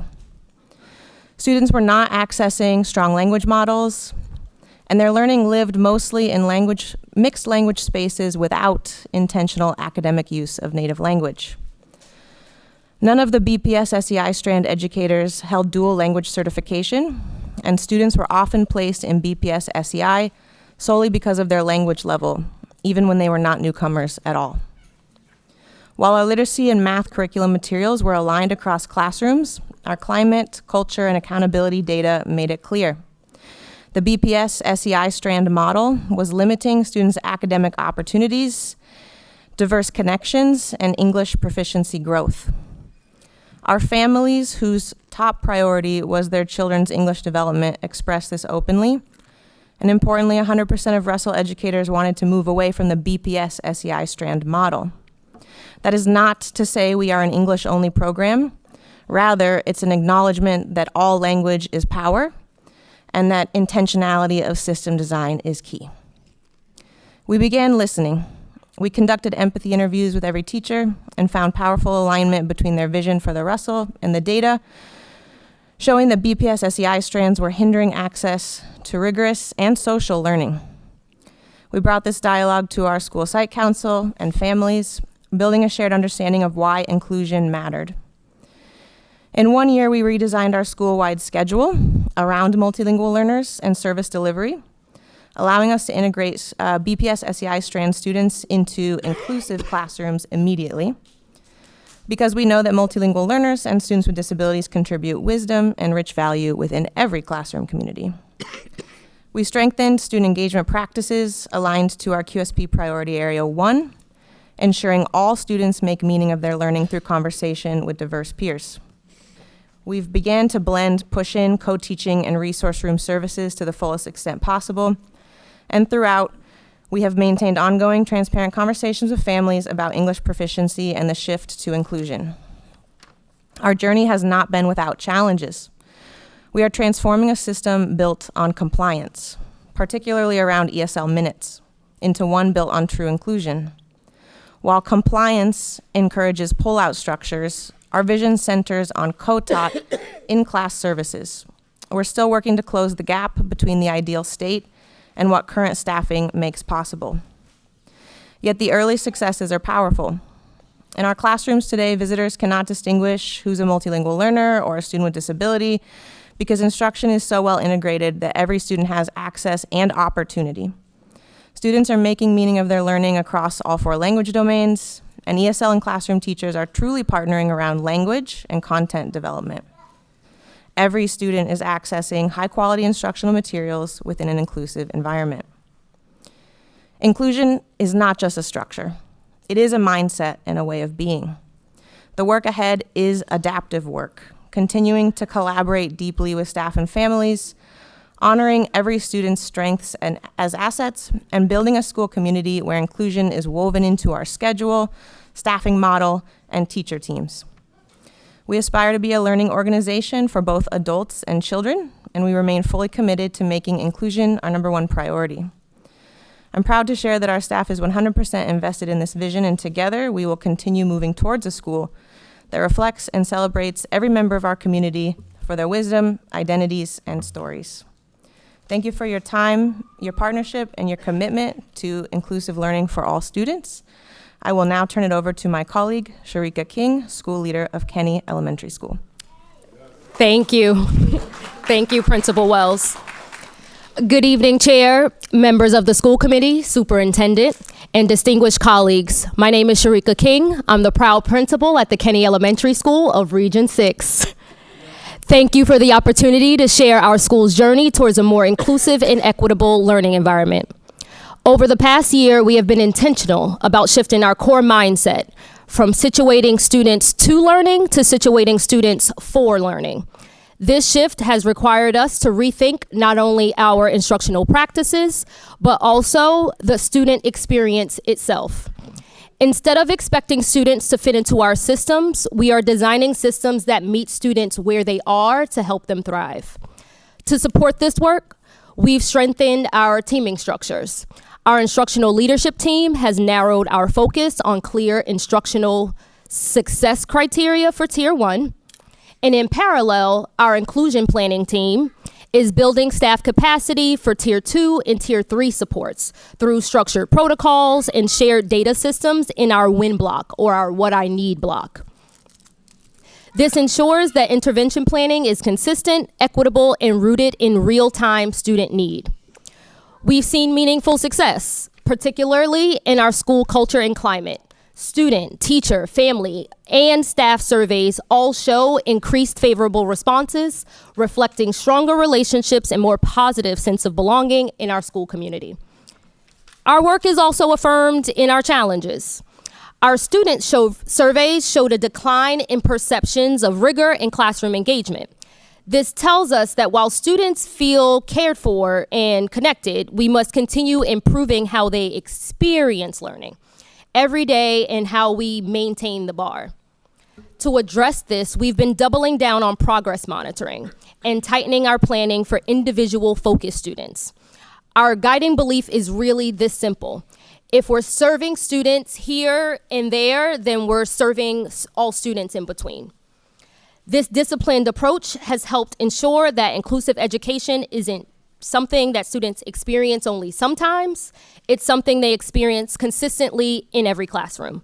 So thank you for your time, your partnership, and your commitment to inclusive learning for all of our students. Thank you.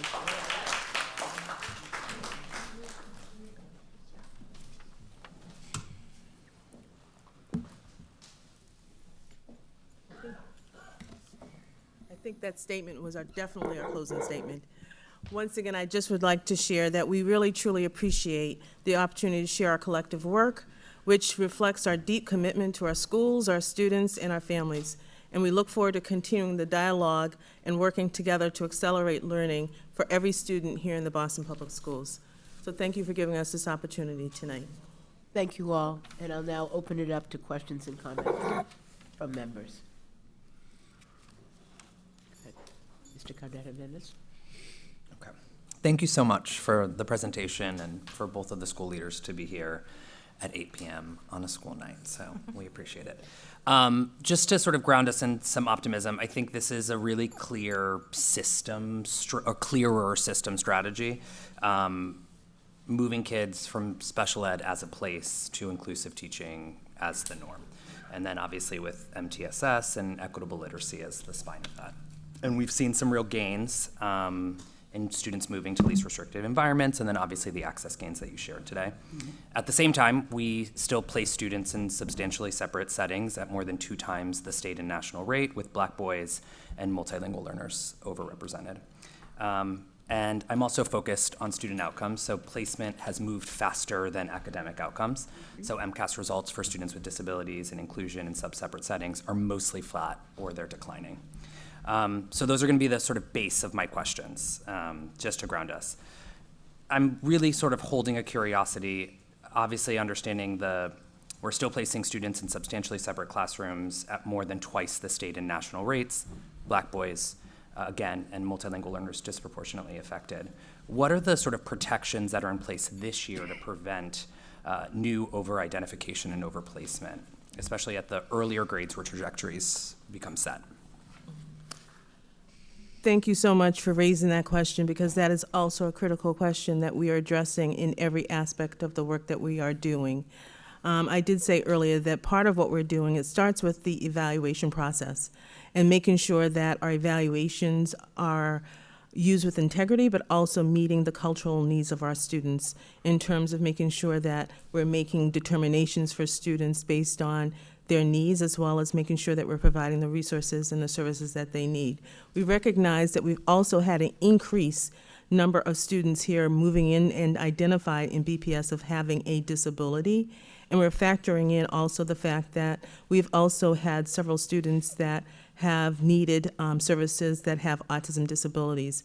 We're finding that we have provided more of a continuum of services, and especially for early childhood students, to have more access into general education classrooms. However, we do recognize that our substantially separate numbers, although we're seeing that it is still remains a concern, we have seen a decrease when we look at the fact that we're now at 30.7%. That is not acceptable. We recognize the fact that we are also working with our school-based teams and also with our school leaders to provide access for our students.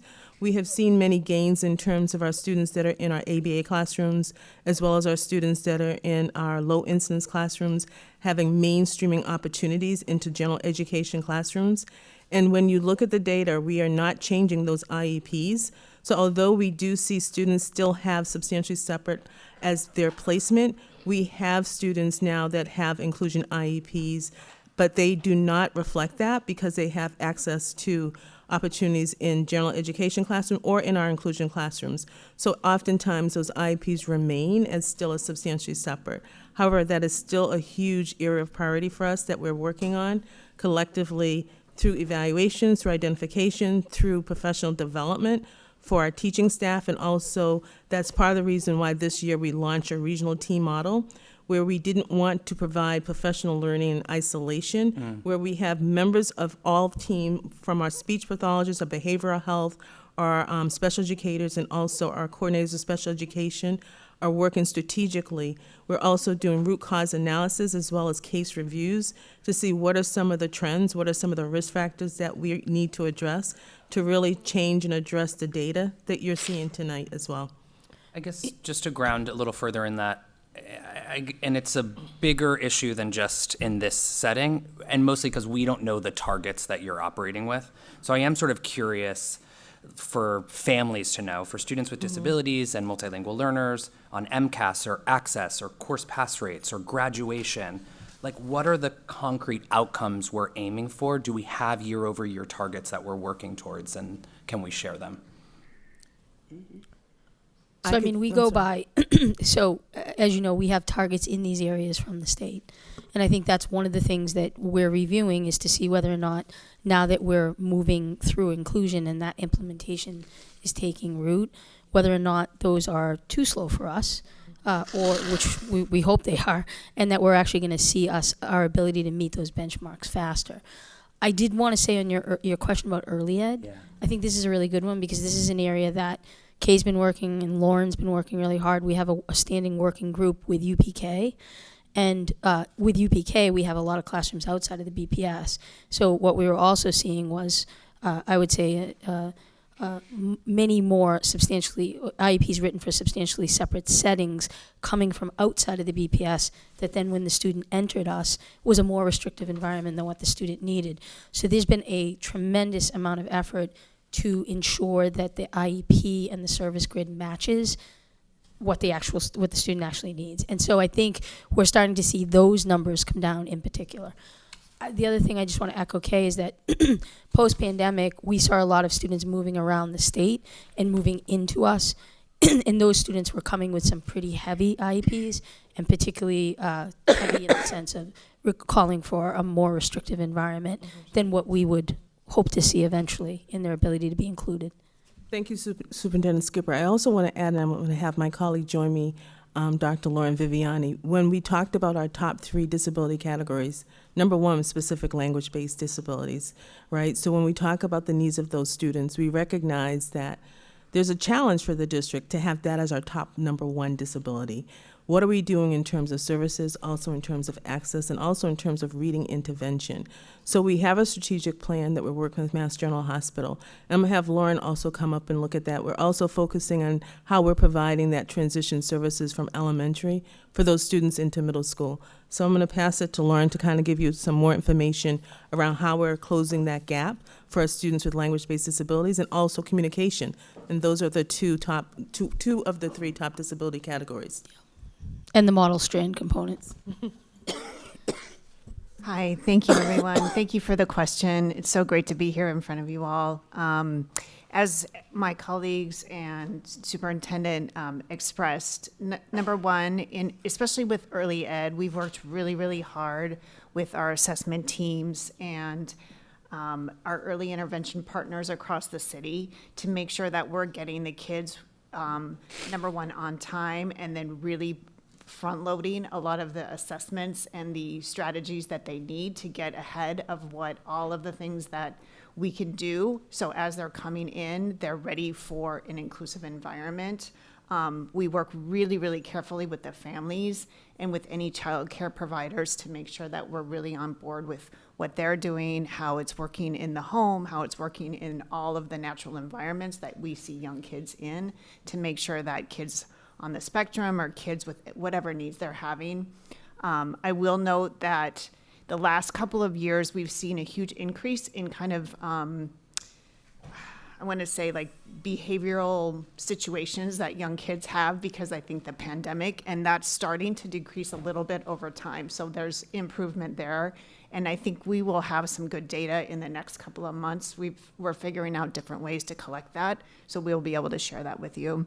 In terms of the language-based classrooms, we have some pilot programs starting at a couple of the high schools and one elementary school in particular we just started with today to really look at what's happening in for our kids who have language-based disabilities, dyslexia, things like that. And we're working with our partners at Mass General and MGH to, and she's actually at the SAIL lab of MGH, to come and really think about what is executive functioning looking like in all of these programs. How do we make sure that the whole environment is really language-based? So when kids have these partial inclusive opportunities, the general ed teachers in the English class, in the science class, in the social studies class, understand the executive functioning strategies, the language-based strategies for the kids to access that core content area. Helpful. I have 2 more questions, but I will say on the targets piece, it will be helpful for us to get clarity on that. I know there's the state target, but are we breaking that down into shorter, sort of more bite-sized goals, the same way we ask schools to do? You know, I like being in parallel process with what we ask educators. Can I just share one thing about that? We have early childhood outcomes that we measure, it's called Indicator 7. And actually, our Indicator 7 data has increased in the last couple of years, so we'll make sure we get that data that we're reporting to the state for you. And so the clearest data we see tonight, obviously, is in those early grades. So I am just curious to get a little bit more on like the strategy for high schools and students with the most complex needs. So I'm thinking about autism, I'm thinking about behavioral supports, life students with disabilities. So that we're not just like dismantling these programs as we heard from some of the students who were here tonight, but we're building sort of robust, inclusive alternatives in different settings. Okay.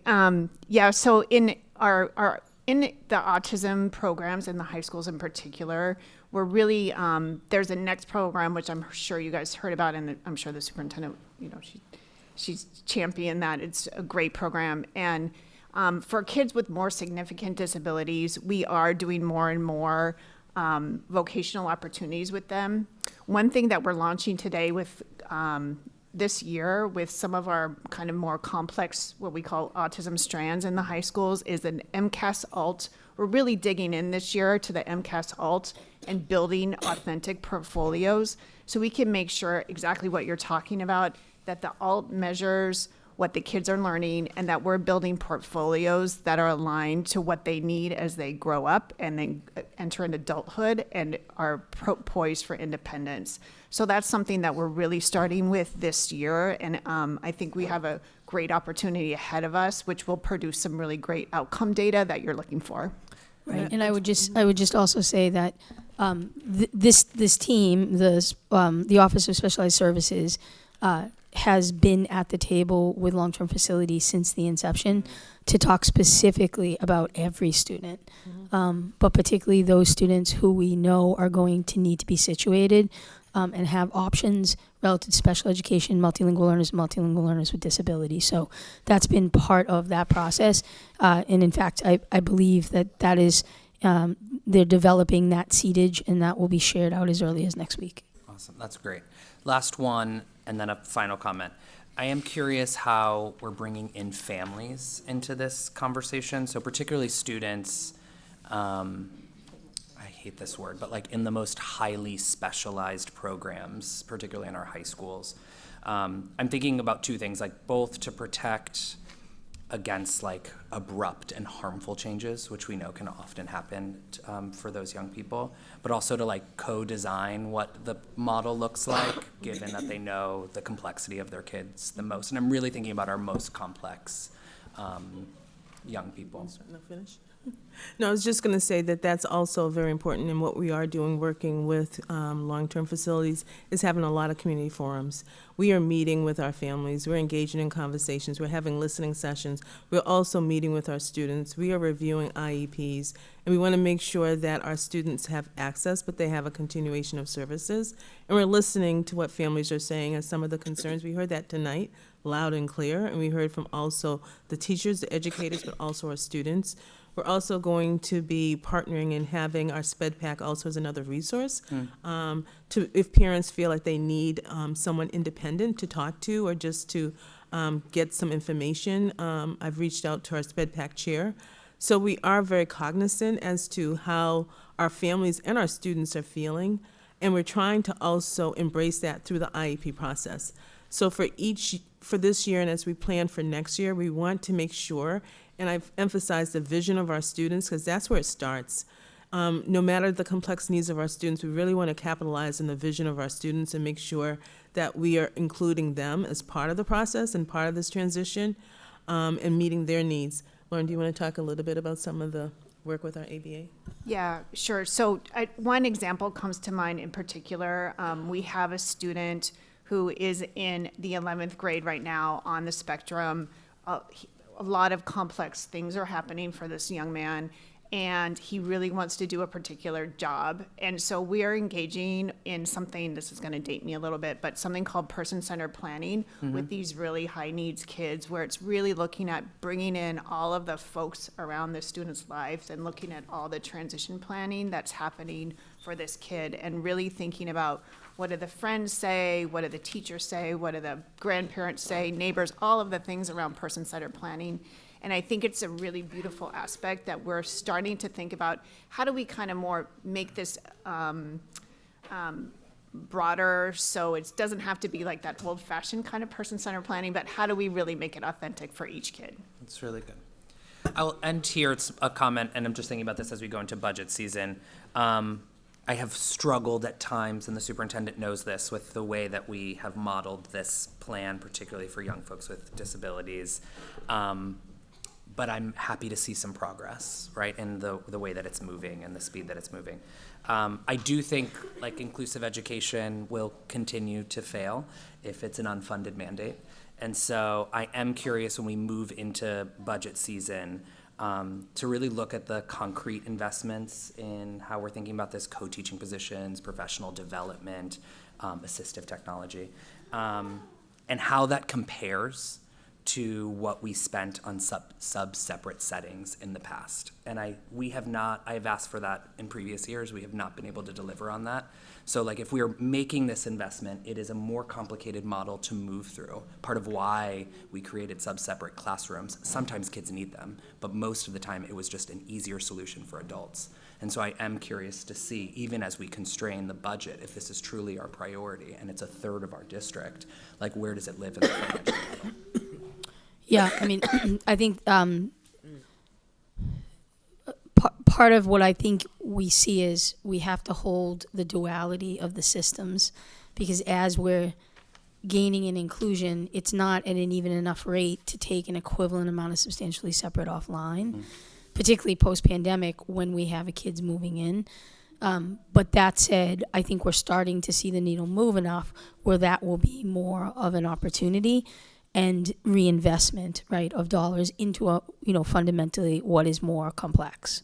So I do think you'll start to see that. It's just you have to hold dual systems for a while before you can collapse completely enough of them.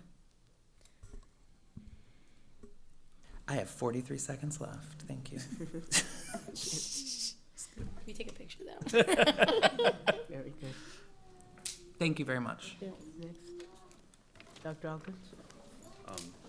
Thank you very much for the presentation. Well, we're not quite done yet. Oh, we go through members, so you guys can still stay. They won't bite.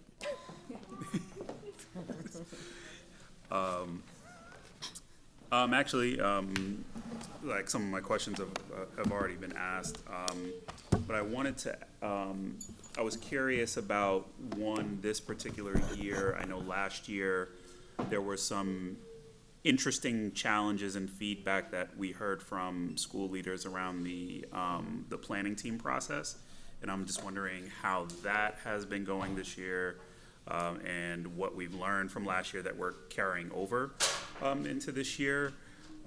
Second, I'm just interested to hear your perspective on what challenges within the implementation that you are still seeing that we should be aware of as we enter into budget season. And then my last question is really around last year's presentation. We heard about the use of service mapping as a strategy for delivery of services, and I'm just wondering what has been the result of that and sort of the impact that we've seen.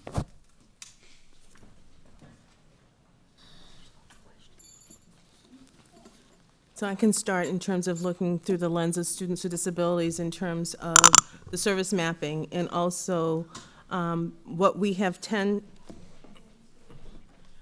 service mapping is a process that we talked about last year that is done within our schools, and it's led by our school leaders. And why that is so important is because it provides assurances to make sure that we're taking into consideration what those IEP services are and that we have identified staff to provide the services. And also what we're doing is we're looking at the inefficiencies of our systems, because we're finding that when we start looking at the IEPs, the services, and who we have for staffing in the schools, how best can we maximize and utilize the staffing to meet the needs of our students, right? So we're working closely with our school leaders, and those are some that, when you talk about challenges, those are some of the challenges that we're having, because we also have the parameters of our contracts and also the parameters in terms of class size, maxima, as well as also looking at student enrollment, as well as looking at the amount of services that our students' needs have based on those IEPs. So we continue to look at that as a challenge, but we're working closely with our assistant directors of special ed. We're working closely with our COAS, and we're using our responsive teams to also look at how we're identifying what the services are that's needed for the students. We're finding that we're also making sure that as we measure and look at the IEP goals and objectives, that we're looking at the progress, and we're putting systems in place to really monitor our students' progress. Because for our students with IEPs, it's the goals and objectives. And that really warrants how we look at making sure that they are prepared and ready to have access to least restrictive environment placements. So we're looking at some of the trends that we're seeing in certain schools in terms of disproportionality, also looking at the trends that we're seeing in certain schools that have students moving into more restrictive placements, and we're looking at the why. We're also doing folder reviews and also analysis of our data, not just the timeline data, the compliance data, but also the service data. So that is ongoing within all of our schools with the service mapping. Can you repeat the other part of your first part of your question? Well, I was talking more generally about just the other challenges that you might be seeing in the process and that we should be paying attention to as we enter into budget season. I think part of what you heard today was really our sense of agency and making sure that we have worked strategically to provide cross-functional professional learning. And I think this is going into our second year, we find that that's really been important because it involves collectively all of us, from academics, and multilingual learners and students with disabilities, that we are reaching and teaching those teachers. And it's through that cross-functional work that we are looking at and providing our walkthrough tools to really look at evidence and also feedback to school leaders to help them in terms of their instructional practices. You've also received a copy of our instructional expectation memo, and part of that is also the indicators for us to look at what's happening in classrooms, but also to give our teachers some critical feedback and also the resources and the supports that they need. In terms of special education, some of the challenges, and you had talked about substantially separate classrooms, is that our students having access to the core when the gap in their learning is so wide, is making sure that we are using beyond teacher-made materials, but supplemental curriculum materials that align to content standards. So that is an area that we're working on because we want to make sure that the instruction is rigorous, but it's also meaningful. So that's something that we're looking at across our schools, especially for our students that are in specialized programs, to make sure that they too have access points to content standards, because if we want to move them into least restrictive environment placements, we have to prepare them.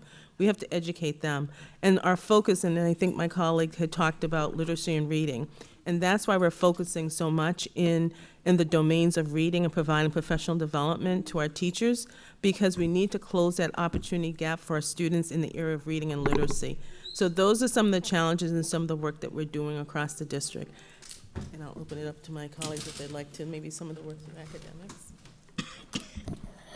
I would say, like, to reiterate what Chief Seal said, our department is working across OSS and OMME to continue our 12-hour professional learning. I think that's a real grounding for our teachers. We have 1,600 teachers participating this year.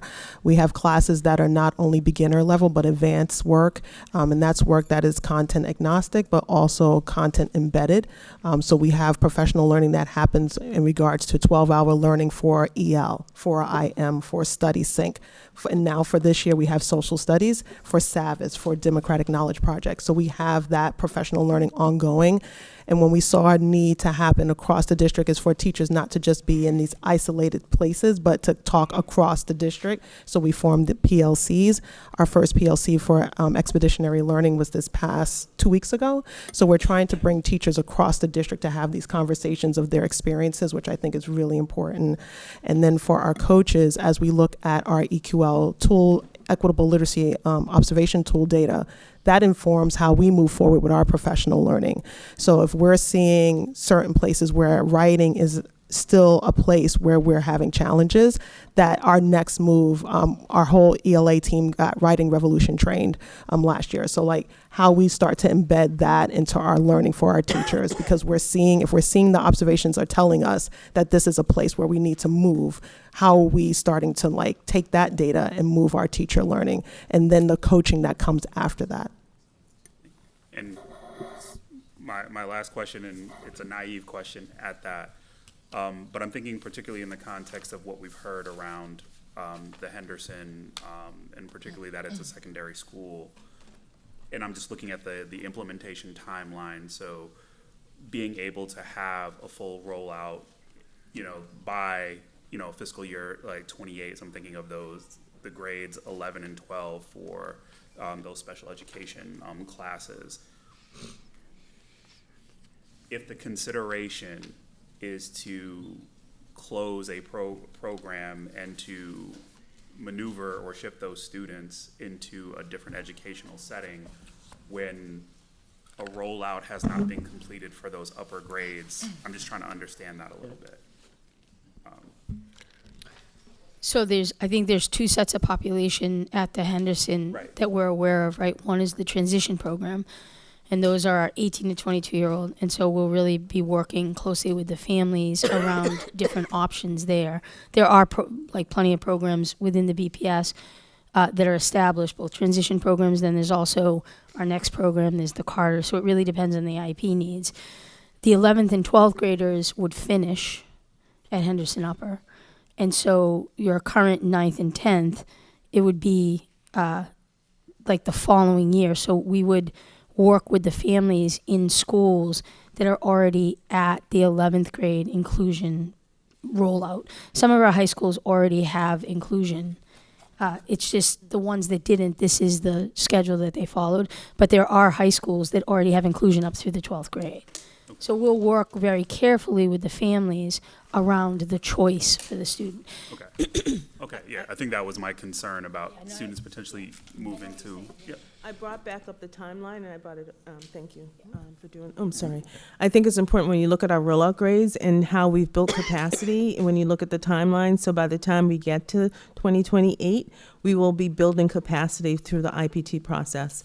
We're also looking at, and in my presentation, I said that inclusion is not necessarily a place. So we're really, once again, going back and looking at those IEPs to making sure that we're building capacity so that we can provide assurances for those students to make sure that they get the IEP services that they need. We're also going to be doing what we do for every single school that we're going through this process is we do an in-depth review and audit of the IEPs and making sure that we're looking at the IEPs to making sure that we're meeting with the families, talking with our families, talking to our students, because these are students that are secondary age students, to make sure that we're also honoring their vision and what they need in order for them to be successful. So we'll be having ongoing community meetings, but also meetings through the IEP process to provide the supports that our students need through this transition.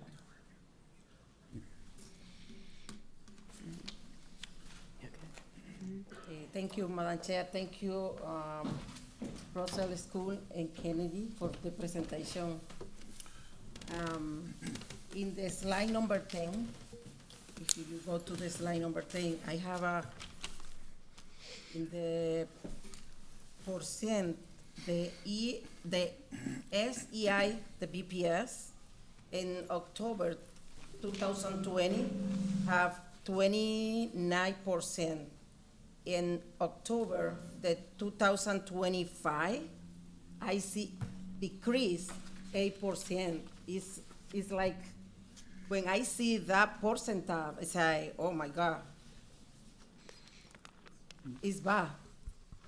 Can you please tell me a little bit more about it? Sure.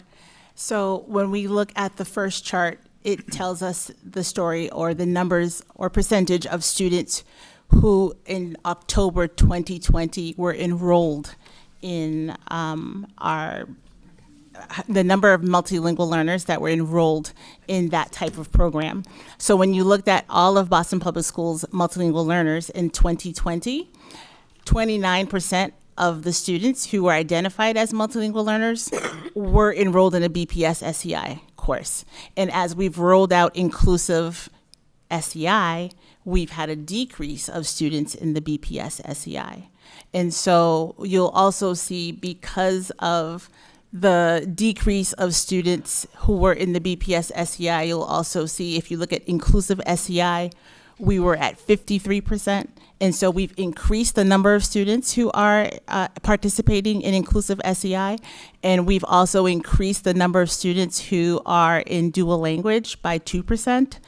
So it's just really an enrollment number that is there. If you're concerned about the making progress number, then we would look at the chart to the right, and that says where the students were in terms of making progress. So it's really an enrollment. So we had X amount of students who were in BPS SEI, and as we're rolling out the inclusive ed program and increasing more programs for students across the district, less students are in BPS SEI.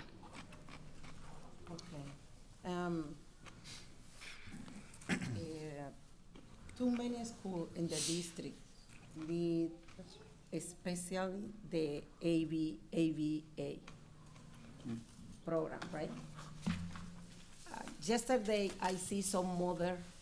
She talked to me, and she say specifically in Blaston School, she have the kid, special need kid, and then she have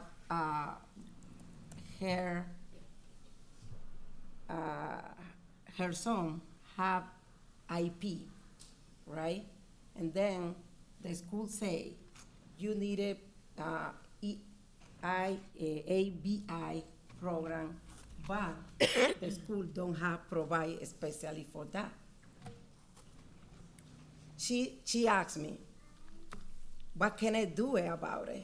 Because my son need ABI especially. In my mind, I put in, is for inclusion model in the school. If you don't have ABA especially, how can create, what is the process, what is the plan for too many schools is the same situation, provide specialists in that, and then, you know, for me, it's like, I say, you need to talk to the principal and the teacher too about the youth situation, but I'm putting the inclusion model needed, inclusion done right for the students, for the family.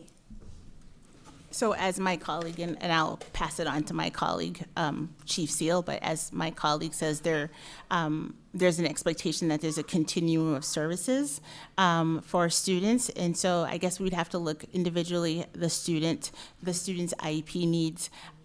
You're saying that the student is ABA? Mm-hmm. Is that what so looking to see the availability of programming at the Blackstone, but Chief Seal can talk a little bit more about that.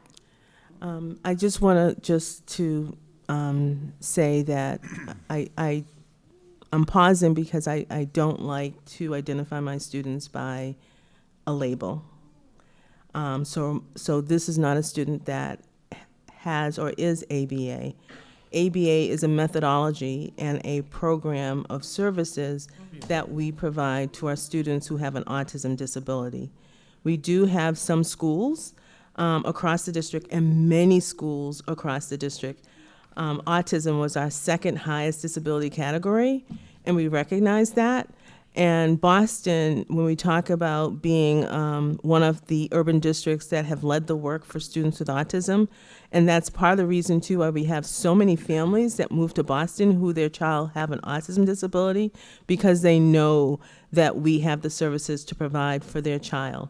So for example, the parent that you're referring to, the coordinator of special education would have a team meeting for that child and with the parent, and we can talk offline so I can get more information, and then work with that parent if in fact there's not a program at the school where the child is, because that is a specialized program where we have trained staff to deliver those types of services. Then what we do try to do is to work with our families and parents and make sure that we can find a school close to that child's home as part of the transition. We also provide opportunities for the parent and the family or the caretaker to go and visit first and meet with the school leader to talk about the program, to see the classroom so that they have an understanding what's the difference between where my child is now and where my child is going. So we will work with that family to make sure that they get the support and the services that they need. Yeah, because sometimes the parent lost, the parent don't understand, the parent need information about it. What is the process? What do you doing? What is my part? You know? My last question is about the coordinator, the MTSS. in the slide say 154 coordinator, right? For help in the process, the inclusion model.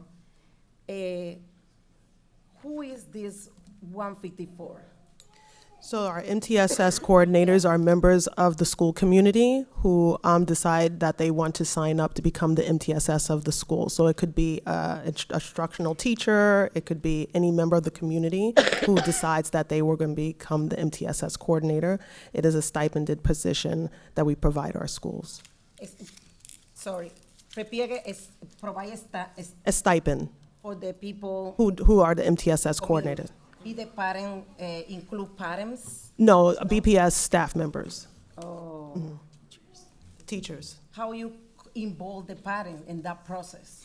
Well, it's a teacher because the programming in regards to like the tiered instruction. So this is a person who starts to make the development of plans through a portal called Panorama. They develop plans, academic plans, attendance plans for students. So there are the central place of where students are going to get either their tiered, looking at their what supports they need in regards to academics or attendance, and then the plan is developed and they convene a team in order for that plan to be executed for that student. So right now, for instance, we have 5,802 ELA plans. So we have plans for students in regards to English language arts. We have students that teams have seen, educators in the school have seen that we need to make moves in regards to the student's achievement. We develop a plan in Panorama, and that MTS coordinator is the person who is making sure that that plan is executed for that student.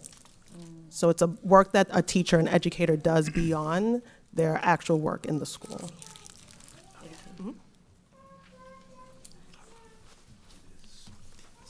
Excuse me, I'm gonna have to leave. Yes. But thank you very Please much feel for better, the Chair Rob. presentation. We're continuing. And I will go on. Thank you. Thank you so much for this valuable information, and thank you to the school leaders as well for painting the picture. Just starting with slide 10, I want to pick up on where Member Polanco Garcia left off. It might be helpful if you could just explain the difference in the service delivery model and the classroom experience for a BPS SEI classroom and an inclusive SEI classroom. And I know you have that in writing in the materials, but it would be helpful to just hear, because what I think you were saying is that you view this as a positive development, that students are moving out of BPS SEI classrooms and into inclusive. And so how is that different for students, one to the other? Sure. So in a BPS SEI classroom, which as Member Polanco noted, that in 2020 we had 29% students enrolled in that setting. Students in that setting, the narrative is or was that students were all together in a classroom and they spoke the same language, and that their teacher helped support, give them native language supports in the classroom. And the thought was that teachers spoke the language of the students. That wasn't always the case. Students were cohorted together. By language. Or we also had multilingual SEI programs as well, but most of the students were cohorted by language, and the teacher, like I said, didn't always necessarily speak the language of the student, and students were together all day, and there weren't many opportunities for inclusion in either through other classrooms, either through math. If a student was really strong in math, there wasn't really an opportunity, lots of opportunities for engagement outside of the classroom as a cohort. As we have moved on to more inclusive practices, and if you walk into an inclusive ed classroom, you'll see many times you'll have a teacher. We are really trying hard, working with the Office of Human Resources and working to hire more teachers. that speak the languages and represent more of the languages of our students. And so 40% of the staff that we're hiring are speaking more of the languages of the students. We will have, if you walk into a classroom, we'll have more libraries that are more culturally rich, linguistically diverse for students with native language supports. We try to have more teachers who do speak the language, but a lot of times also you'll see more collaboration with an ESL teacher and the classroom teacher as well. So there'll be a lot more co-teaching.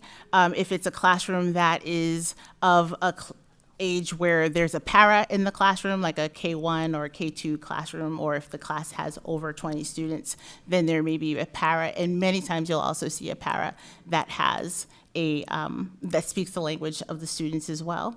But it's just, there's just more co-teaching and teaming together, and really thoughtful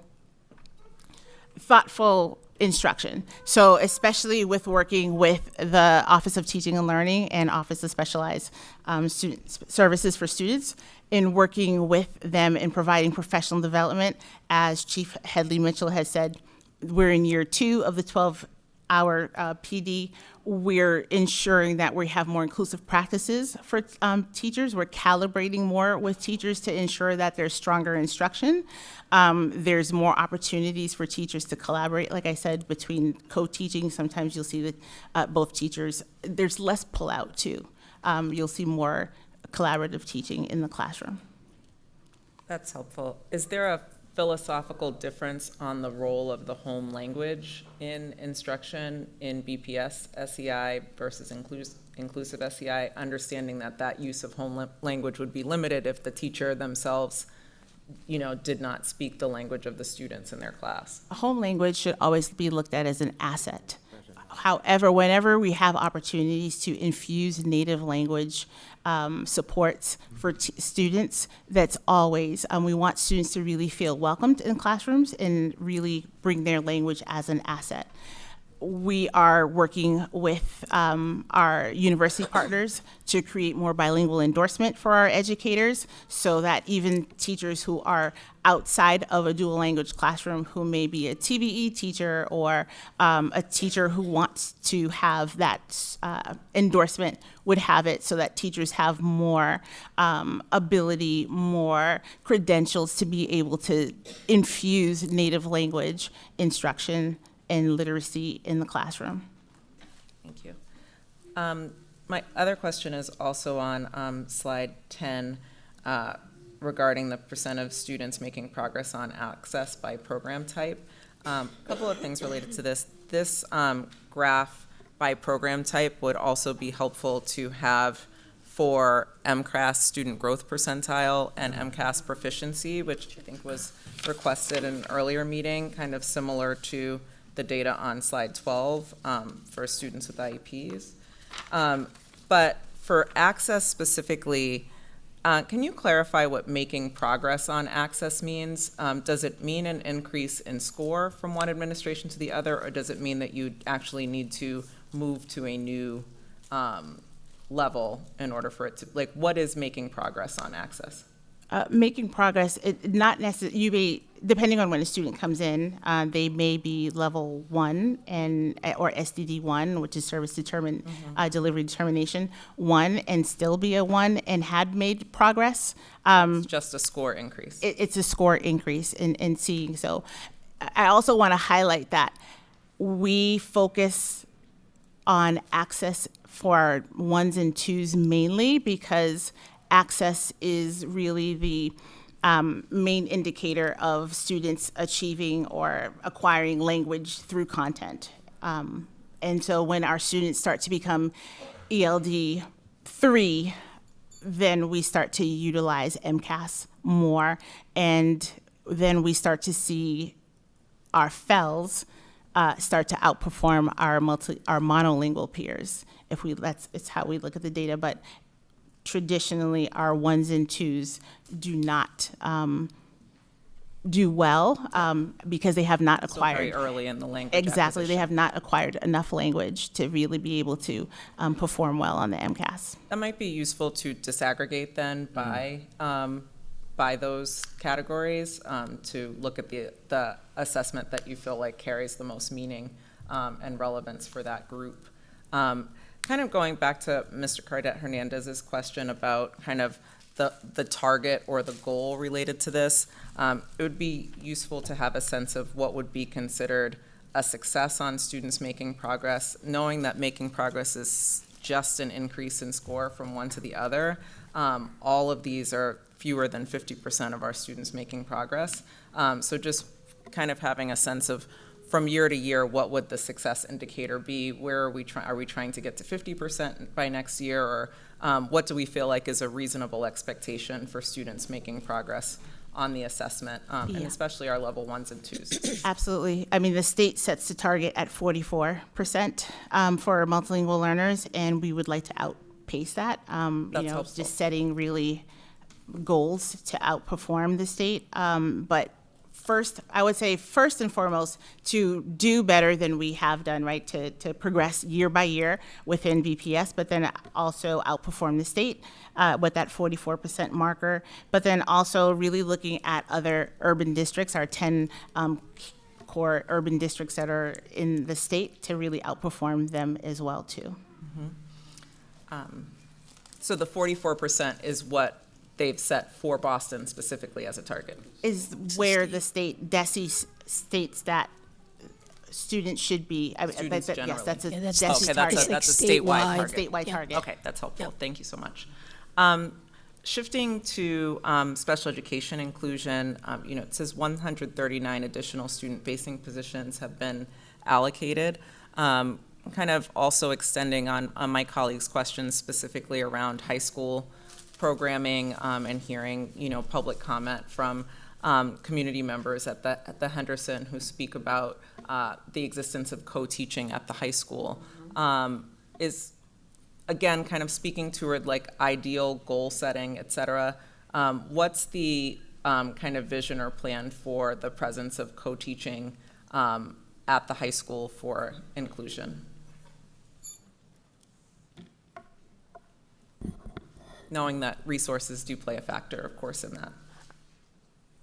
I want to say that it's a work in progress, and that doesn't answer the question, but I think that when we look at the high school, we recognize that our students are departmentalized by subjects and content, right? So some of our schools have worked really, really hard to make sure that they have hired teachers with dual license. So we know that that's been how some of our high schools, especially our secondary schools, have been structured. And some of our secondary schools have some of our teachers that have also ESL license. So we're finding that we've also provided additional support as well as professional support, but also paraeducator support. And oftentimes a paraeducator may also be able to speak the native language of the student to help with the access. So when we talk about looking at additional student-facing positions, it's a combination of all the above. We do recognize that as we transition to the high school, especially to build capacity for inclusion, that we have to look at the service delivery model. But most importantly, when we look at our data, we need to focus on literacy and reading, and how we're providing access points to provide specialized instruction to really close that opportunity gap for the students. And that's why a lot of our work is really focusing on the language-based disabilities. Each school, through our service mapping and also through the budget collab process, will design the model of programming and staffing needs that they have based on the students that are coming in. It's really at the discretion of that school leader. And also, once they've identified the type of learning environment that they want for their students, then we work with them either to build capacity by providing professional development cross-functionally and or through my department to really build the capacity of the staff that they do have. I think that we need to keep in mind that there is really no evidence that shows that co-teaching is highly successful. It's really making sure that we're building capacity to really meet the needs of our students where they're at. And we've provided targeted evidence-based strategy and professional development to close for not just special ed, but for our general educators. And that's the course of action that we're really working at. And through the budget collab process, our school leaders, and also through that process, will make determination as to how they want to really move forward with providing those services. And we do have the commitment through our IPT rollout grades to make sure that they have the appropriate allocations to meet the needs of the kids that they will be receiving. Sorry, I'm almost done. Just wanted to close with just hearing more about the family plan that's in development in terms of involving families and what that might look like. That's very much in its infancy, but we're looking at how we engage our not only family but community in regards to our equitable literacy framework, understanding how we're building our literacy through content and across all grade levels. So our department is trying to strategize about how we bring those strategies to families. So if we're working on fluency, what does that mean in the home? How we're building libraries in the home, how we're talking about literacy instruction at the home. So we're trying to take what we're doing in teaching and learning and put it in like for accessibility to families. Because I know as a family of the district that a lot of times questions happen in some open houses about families saying, how can I support? What can I do? So we're trying to make sure that we are providing that to our families. And that's where we're starting with our equitable literacy model. Yeah, it might be worth also, because I think Member Scarrett brought this up the last time, but for instance, the map and what role the map plays, we're actually sending information out. I think it's actually already gone out to families. That's very different than how we've done it in the past, with lots of explanation, but also what they can do in terms of helping students be ready to be able to take it. That came directly from conversation in here. So we're always listening for both what's coming from community, but also what's coming from our school committee members. No, I appreciate that, Superintendent Skipper. That was where I was heading, was a recommendation to incorporate having families just gain a clearer understanding of students' current levels in Access, MCAS, MAP, and I know the school leaders too talked about the progress monitoring process, and just if we had more time, be interested in hearing about how those inputs around student outcomes inform that progress monitoring. But we'll hear more on it in future presentations. Thank you. Thank you. Ms. Noor, anything? No? Okay. Thank you. Mr. Tron? Well, I know we've been keeping you good today. As a matter of fact, I do have a number of questions, but I'll make it short. The first ignorant question is in graph on page 10. What is substantially separate here? So if we look at our students who are multilingual learners with disabilities, we have some students who are in classrooms that are considered substantially separate. So if it could be like a classroom that is a classroom with students who are in an ABA program. And so a class like that would have 10 students in there, approximately 10 students, and have a teacher and paraprofessional. So usually there's smaller settings that are really there to meet the needs of students based off of their IEPs. Based on their IEP. So that correlate with the graph on page 12. And that shows that it doesn't work because the state average, they're way below. Not everyone, every category, with the exception of the full inclusion. Even the full inclusion is not up to the state average. But so please allow me. Partial inclusion, the substantially separate, for the last 3-4 years, have always been underachieving. So when we talk about students that are in substantially separate classrooms, we're talking about students who all have a disability in a specialized classroom. Right. Right. So when we break it down, the data, and we look at of those students in a substantially separate classroom, yeah, we've seen a decline for substantially separate. However, going back to what Chair Member Cadet Hernandez mentioned, in the fact that we have disproportionality of our students, our multilingual learners, our black students that are placed in substantially separate classrooms. So my colleague's slide does show that as well.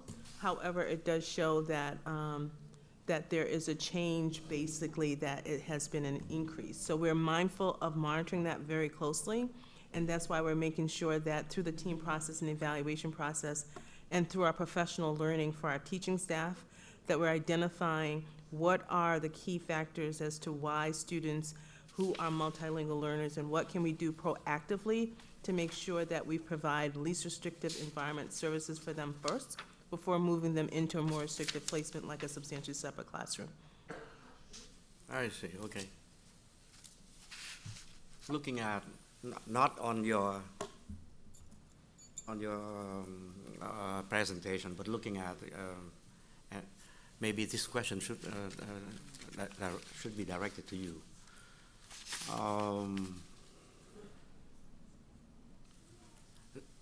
Teaching SEI, a teacher in the SEI, be it state SEI or Boston SEI, does not require language proficiency in the in the other students, in the students in the multilingual students' language, but it does require a teacher who teach the dual language program to be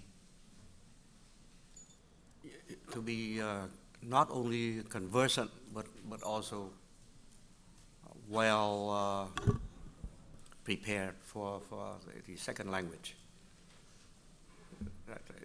That's true, right? That is true. A dual language classroom, the students are acquiring, the goal is to acquire language and have language proficiency in 2 languages. One is the target language, which could be Mandarin, it could be Haitian Creole, Cabo Verdean Creole, Spanish. So the teacher needs the bilingual endorsement to have that. And have obviously the language proficiency to do that, and then the teacher would have the regular teacher certification as well. So because the students in the course or in the program, the goal is to be proficient in 2 languages, that's why that certification or that endorsement is required. So the second certification would be in the language that, for the purpose of teaching a dual language program. The second required certification would be the language that the students speak. Yes. So the endorsement, I misspoke when I said certification. So the endorsement the teacher needs is to endorse that they are proficient in the target language of the program. Right. Since the implementation of the inclusion program into these specific educational programs here, I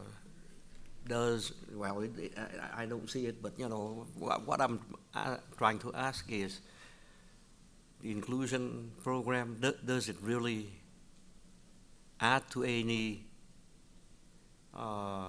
success in the bilingual program, the SEI program?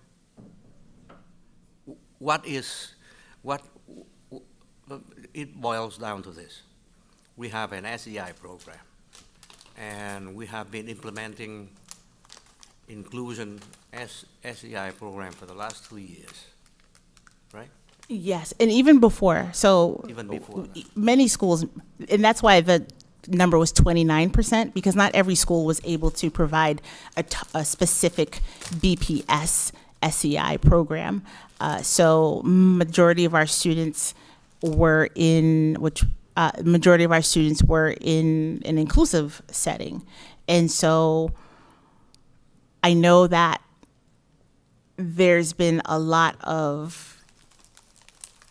concern about inclusive SEI, but we've been doing it for a while. Even the school that I came from, the Mattahunt, that has a dual language program, the remaining students who are not in the building, who are not in the program, are in inclusive SEI.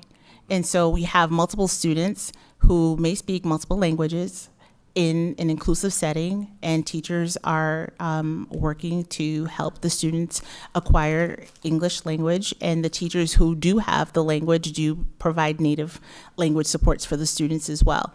But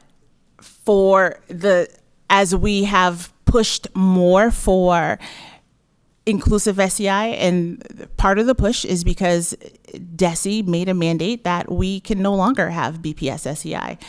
It's not a program that is approved by the state. And so that we were in violation of that. And so as we are transitioning to creating more inclusive classrooms for our students across, we do see that 73% of our students who are multilingual learners are enrolled in what is called an inclusive SEI setting. An inclusive setting, they're in a classroom that has their students of their peers who may speak their language, students who speak all different languages, students who speak English. So 73% of our multilingual learners across the district are in an inclusive setting. Are now in the inclusive. Yes, and when we look at that, if you look at the right, for our students who are in the inclusive SEI, our students, the 73%, 47% of those students are making progress. Okay. And so when we look at the numbers from last year to this year, the students made a 5.1 percentage increase in that setting, in the inclusive SEI setting. Right. So in that graph there that you were talking about, so the BPS SEI has been somewhat detrimentally affected by the implementation of the SEI. I mean of the inclusion. Am I correct in saying? I would have to go back to look at the data to see whether our students who were in BPS SEI were ever outperforming students in the inclusive SEI. I don't want to sit here without looking at that data to say that was the case, but we do see the trend is that our students who are in inclusive setting are outperforming than in other programs that we have. That's good. How many students are there in the SLIFE program? How many students do we have in the SLIFE program? In We total? have, I will say, we have less than 300 students Less than enrolled 300. in the SLIFE program. And they are making progress. Okay, that's good. Thank you. Thank you, Mr. Yes. Tron. Ms. Noor? Did you have I'm No. unclear if you had a question. No, Oh, you no, did? she was just Oh, okay. moving. I apologize, okay. You're good, you're good. Great. Poor Ms. Noor. Everyone else all set? So thank you. We've had a very robust conversation. We all had questions, but my questions were all asked by fellow members, the beauty of going last. I do want to particularly say thank you to our school leaders, the head of schools, Wells and King. Thank you. Thank you for attending and presenting tonight. I want to say I particularly appreciated in both of your presentations how you talked not only about what's going well and the work that you've done, but the challenges that you faced.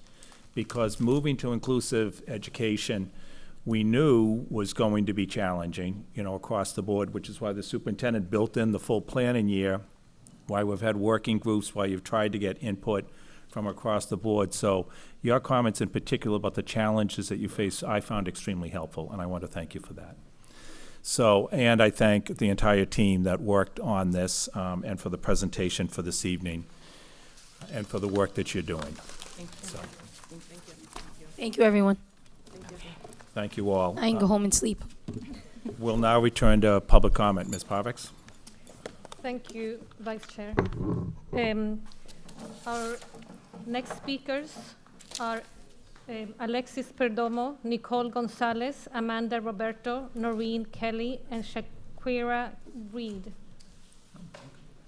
And Nicole Gonzalez will need a Spanish interpreter. But first, Alexis Perdomo.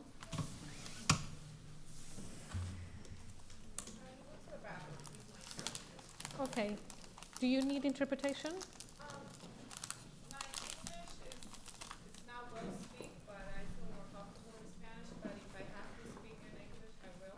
We have an interpreter for you to support you. Yes.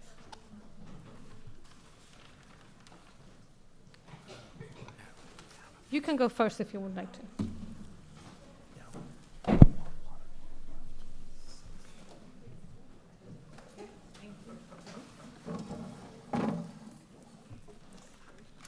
¿Quieres interpretar y yo te apoyo o quieres que interprete todo? No, todo Spanish. You may use. First of all, good evening. My name is Nicole Gonzalez. I am a mother of 4 children, which 3 of them, they went to Lee Academy. And my oldest today, who attends Lee Academy, he's 11. And I would like to start off that education starts first from home. But I feel that schools, the one that you start from, is the one who's going to lead you in your life.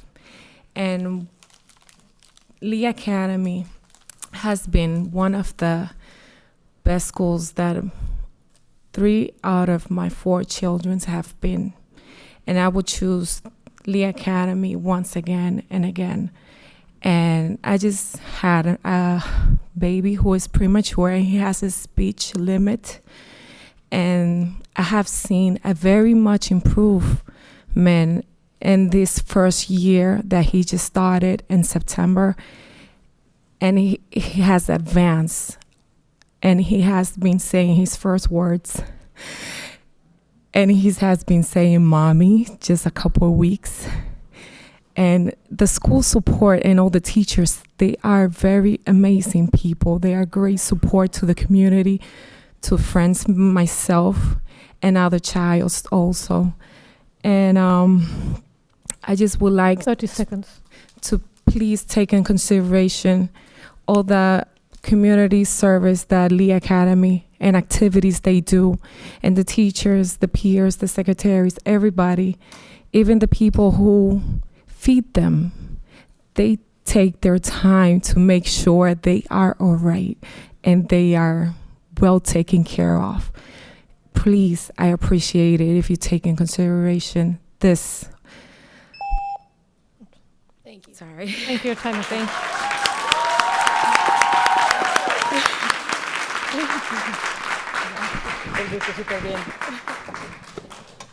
Is Alexis Perdomo in the, no? Okay, well, we can continue and then we can, Amanda Roberto.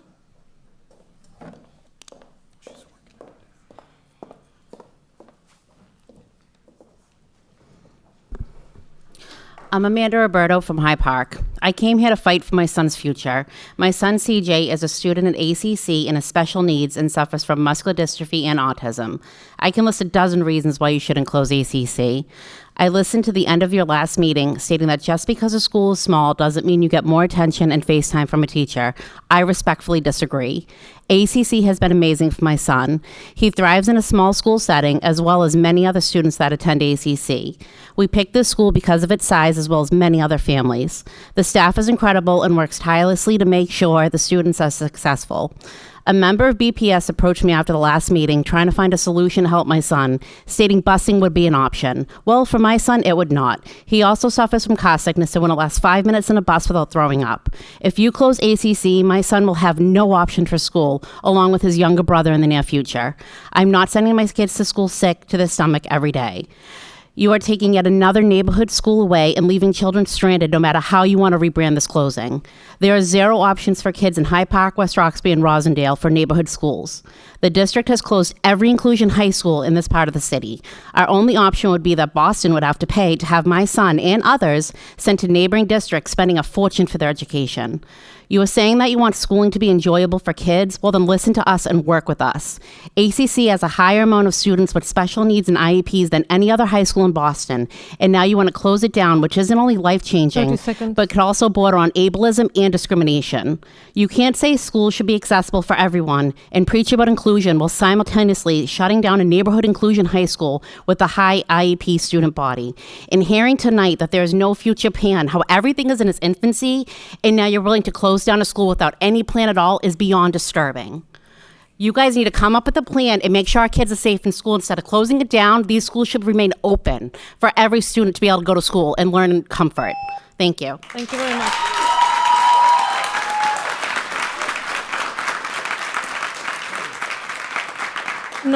Noreen Kelly? No. Shaquira Reed? No. Okay, so we continue. The next speakers are Matthew Lee. Wait, Oh, Nina. Ms. Barbex. I'm Noreen Kelly. Oh, sorry. Sorry. I was going too fast. Good evening. My name is Noreen Kelly, and I am a teacher at the Lee Academy Pilot School. I have been teaching in Boston Public Schools for 27 years. I can tell you about schools where students get a high-quality student experience. Believe me when I tell you, the Lee Academy most definitely is one that offers its students a high-quality experience. We have a well-established inclusion model. Children and families are happy and engaged with our community. We have partnerships with over 20 community organizations. We might not have a state-of-the-art art room or an updated HVAC system, but those are not the things that kids care about. We would love to invite you all to come see what they do care about. Feeling happy and safe, having friends, and having teachers who love them and push them to reach their full potential. Superintendent Skipper, at the last school committee meeting, you stated that the district had a good plan at the elementary level. You would typically do some work at a bigger building and move a smaller building in. I would agree this seems like a good plan, given your desire to close a certain number of schools. Sorry. It allows school communities to plan for and execute a smooth transition. It allows families to eliminate the anxiety and chaos brought on by changing their child's school. And most importantly, it allows children to stay within their beloved school community where they feel safe and are able to thrive. My question is, why is the Lee Academy not deserving of this good plan? Why should our families be thrown into a chaotic and anxiety-provoking process? 30 seconds. Why should our children be taken from where they are most comfortable? Where is the equity in this? What makes some communities deserving of this good plan, and why aren't we? What we request is some sort of planned transition that eliminates this enormous stress and anxiety that this closure would cause for our community, family, and most importantly, our children. Thank you.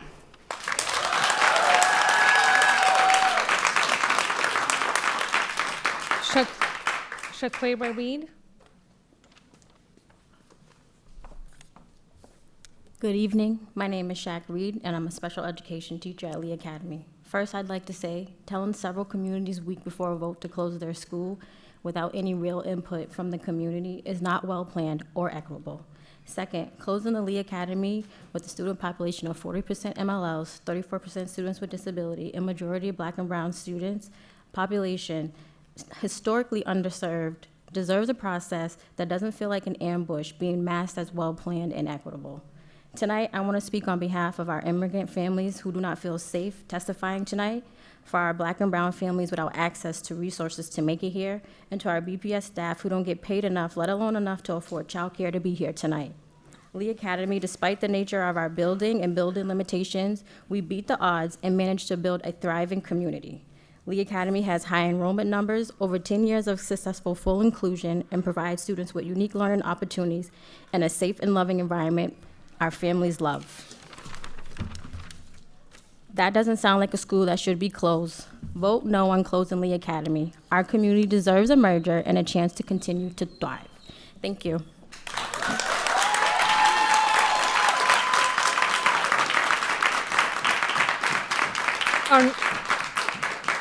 Our next speakers are Matthew Lee, Genesis Moreta, Anna Stranger Golden, Sumaya Sheikh, and Lauren Machado. Matthew Lee.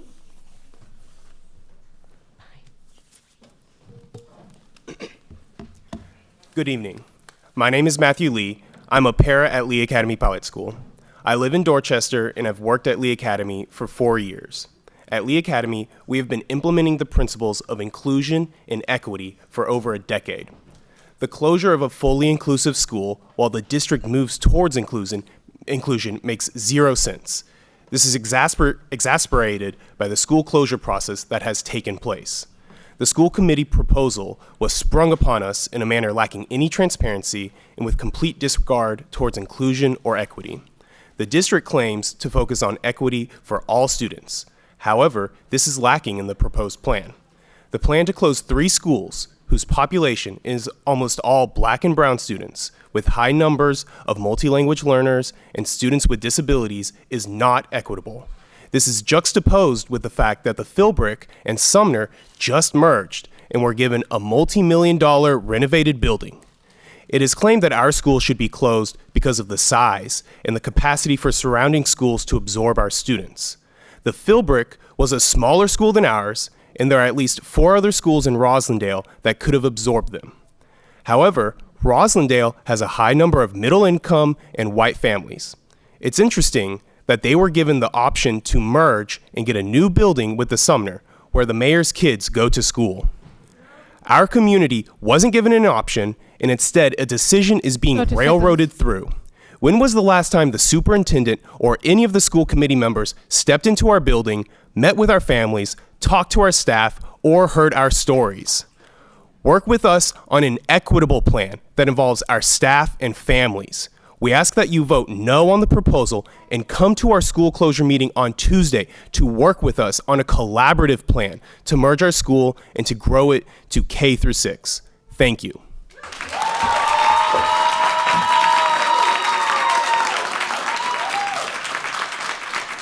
I think Alexis Perdomo is back.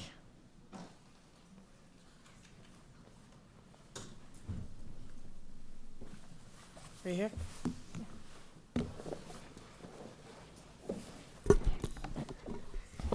Hi, I am Alexis Gonzalez, and I'm in the 6th grade.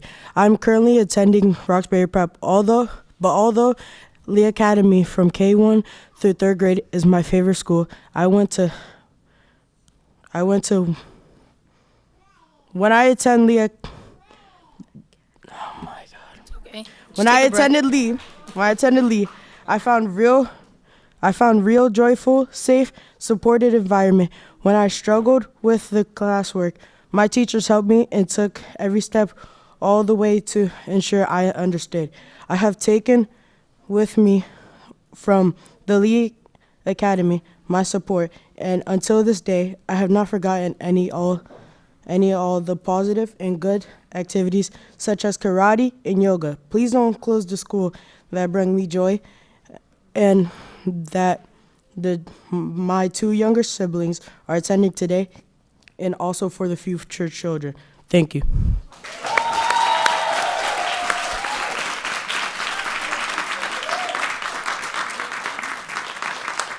Genesis Moreta. No.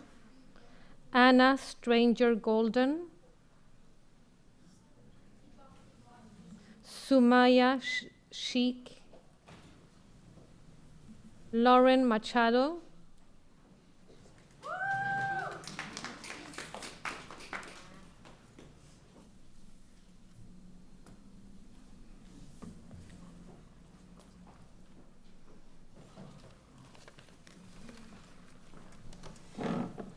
Hello, I'm Rita on behalf of a parent. My son is a living testament to the transformative power of Cash. When he first joined Cash, he was struggling to advocate for himself, struggling in all the academic subjects, and he was only expected to receive a certificate of attendance. However, thanks to Cash's dedication and detailed attention to each student's needs, he now thrives. Cash's commitment to individualized education plans and genuine support has turned my son's academic journey around. Today, he has successfully passed the MCAS, and he is on the cusp of learning his high school diploma. For families like mine, Cash represents more than a school. It is a beacon of hope and a pathway to success. The recent proposals, BPS, to close Cash as a part of their school year 25-26 long-term facility plans recommendations is devastating, not just to my family, but for countless others who rely on Cash's unique student-centered approach with small classes and incredible supportive staff. Cash has shown undeniable results, not just in my son's life, but in many others. According to a report by the Boston Globe, such specialized schools have been increased graduation rates up to 15% compared to traditional institutions. The personalized attention and customized curriculum at Cash 30 enables seconds. students from challenging backgrounds to overcome obstacles, build resilience, and reach their potential. A vital opportunity that should not be discarded in favor of generic solutions that tend to leave the underserved community of children with or without developmental issues behind, that thrive in a smaller, more focused learning environment. Moreover, diverse. Thank you. Can I take Patricia Thrash's 2 minutes? Sorry, no. Okay. Could we get a copy of that, though, please? Yes. Could we get a copy of that? If you can send that. If we could get a copy of that, please, to Yeah. Ms. Parvex. Thank you. Thank you. Thank you. Our next speakers are Elena Dietz, Olwens George, Rachel McDonald, Andrew McDonald, Matthew Lee, and Ross Kochman. Oh, Matthew Lee, no, what is his name? Sorry, Elena Dietz. Hello, I'm reading on behalf of one of my colleagues, Ms. Bauer. Dear school Dear school council members, I've been an educator at at Cash for 16 years now.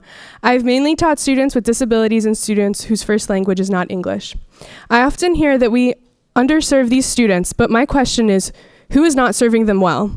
As a teacher, I have spent years learning about strategies to improve student outcomes. I've received feedback from colleagues in administration that has been helpful and sometimes uplifting whenever I needed it the most. And I believe that our school is indeed serving the neediest. The underserving seems to come from the top down. From the beginning of my time at Cash, we have heard the same message. Our test scores are low, we need to improve. And each time we put in the hard work and make the improvements happen. We have been measured and judged without taking into consideration the tremendous odds and our student population that our student population faces every day to show up here. Cash has given these students stability in their life, the very stability that they are lacking due to the circumstances beyond their control. So to them, the decision to close Cash is incomprehensible. Why close this school? Why not close a charter school? After all, charter schools send students to Cash that will negatively affect their test scores. I have been at Cash for 16 years. Like clockwork, students arrive in January and March from other BPS schools every year. Other schools who have failed to serve them. At Cash, we serve anybody and everybody. No matter who you are, we will make room for you and support you. Let me say one more thing. Schools are an important place where we form long-lasting relationships, student to student, student to teacher, student to admin. When a school is closed, students have to start over. Frankly, many students in my room already had to start 3 or 4 times, already in a different country. I urge you to consider these students as your own children who had to start school in Haiti, then Brazil, then Mexico, and now at Cash, and next year another school. Would you want this instability for your own child? Thank you. Thank you. Olwens George.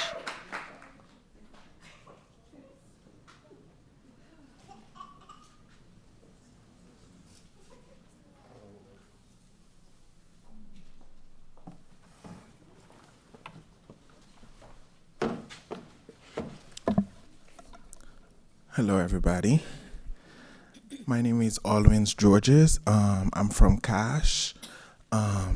Tonight, I stand here proudly as a graduate of Cash. Cash helped me where I am now. Long ago, I was brought to America knowing very little English. And when my father and I were looking for high school, he wanted me to go to Brighton High. Personally, I didn't want to go there because it was too many people. I didn't feel like it felt right to me, even though it was close to my house. But when I visit Cash, I felt welcome, and it was the best decision I made because those 4 years in Cash turned to a family. It was one of those places that me and my friend could feel very safe because it was our home by day. We always stayed there until the last teacher left the building. It was the people inside that building made us feel special. The different circumstances in our home weren't great. I would go home to mentally and physically abused. but Cash family were very supportive and patient and helpful. They taught us so much more than just education. They cared for us like nobody else was. They want to see us win. They want to help us visualize our future. They want us to go beyond. 30 seconds. The way they go beyond for us, making sure we have food, clothes, backpack, winter jacket, and shoes, because some of us couldn't afford those things. They tell us to work hard and shape our own future. They want to embody our true self. The name of the school starts with community for a reason. That's why we call it Community Academy of Health and Science. Please vote no. Thank you.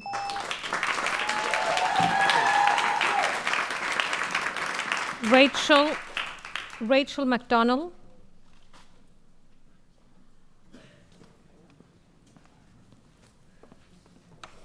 Hello, my name is Rachel McDonald. I'm the parent of a second grader at Lee Academy Pilot School who says it makes his heart ache to see that his school is closing. The school might not have a gym, but it has dedicated and caring teachers and staff that know all of their students and that work as a team to figure out what each student needs to be successful and to make sure that all the kids there feel like they belong. This is part of why the school has consistently high enrollment. Parents know that their youngest children will be supported by a safe and caring community. This is the kind of school community we need more of if Boston really wants to be a family-friendly community. Rather than closing schools like Lee Academy, we should be figuring out how to make these schools have the physical space they need to provide the amenities that kids are looking for. Parents at Lee Academy have been advocating for many years to address issues with the HVAC system, to address issues with the building, to find a better feeder school. And rather than actually acting on any of these concerns, the district has decided it's easier to close a vibrant school community than to fix issues with physical spaces. Now we're told it doesn't make sense to address these issues with the building because other schools have open seats. But Lee Academy parents don't want any open seat. We want the nurturing and inclusive environment that this school provides for our children. I urge you to consider other ways to align Lee Academy with the district's long-term vision for facilities without sacrificing this amazing community. Thank you. Thank you. And Andrew McDonald.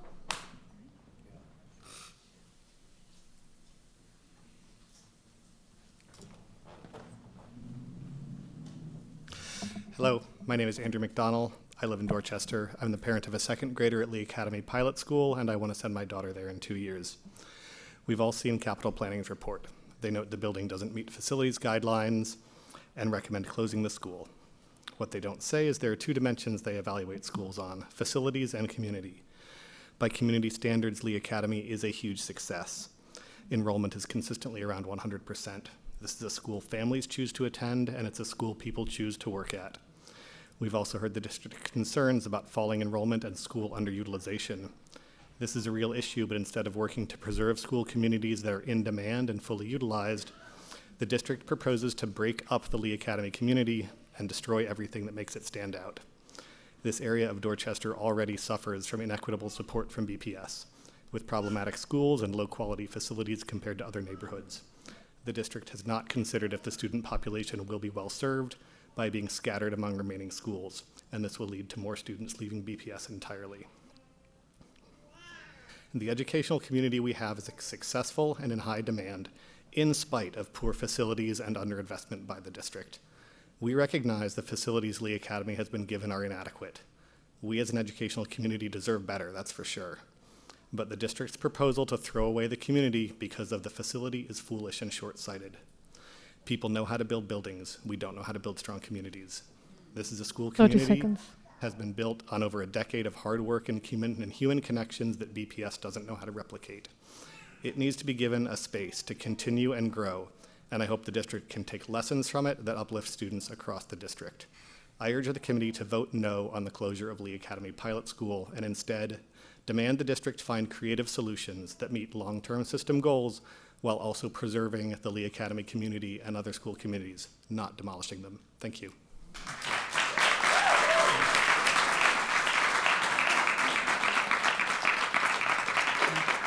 Thank you. Our last group, our last speakers, in-person speakers, are Ross Kochman, Keo McClay, Jason Lambert, Jabara Harley, Jess Butler, Mikkel Jones, and Giovanna Tovar. Ross Kochman?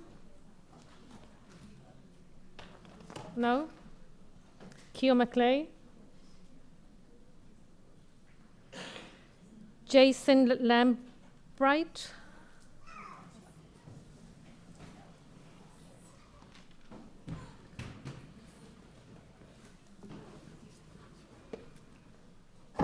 Okay. Hello. So my name is Jason Lambright. I'm a parent of a second grader at Lee Academy Pilot School, a fifth grader at the Murphy, and a seventh grader at Boston Latin School. We have consistently, of all three kids, chosen Lee Academy as the first school for our kids to get involved with. It has been a lovely and great environment every time, and we would never make that change. Closing Lee Academy will harm one of Boston's highest need student communities. As you already know, 91% of Lee Academy students are Black or Latinx, 46% are multilingual learners, 81% are economically disadvantaged. Closing the school, while BPS invests in improving others, is systemic inequity. Josiah Quincy Upper School, PJ Kennedy Elementary, the newly created Sarah Roberts, which was formed by merging Philbrook and Sumner into a fully renovated building, which was able to give those students stability and upgraded space. Those schools were not closed, they were invested in, yet Lee Academy is asked to close. Our building does have a low facility score, but the district has had options other than closure for buildings with similar or worse scores. What Lee Academy needs is the same things those schools received: investment, not elimination. And the cost of closure is not just physical. My son is thriving because Lee Academy is small, nurturing, and personal. Every adult in the building knows about his strengths, his fears, how to support him, and for that I am always grateful. That is not something you can merge or relocate. That is what you want your teachers and staff and students to understand: community. The master facilities plan says BPS should minimize disruption, prioritize vulnerable student groups, and ensure equitable outcomes. Closing Lee Academy violates all three principles, disproportionately harming some of the most vulnerable children populations.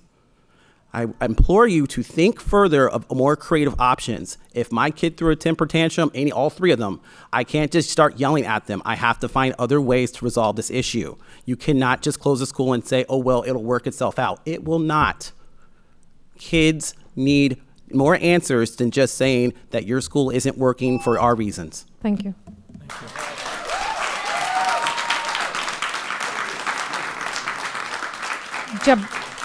Jabara Harley. Jabara Harley.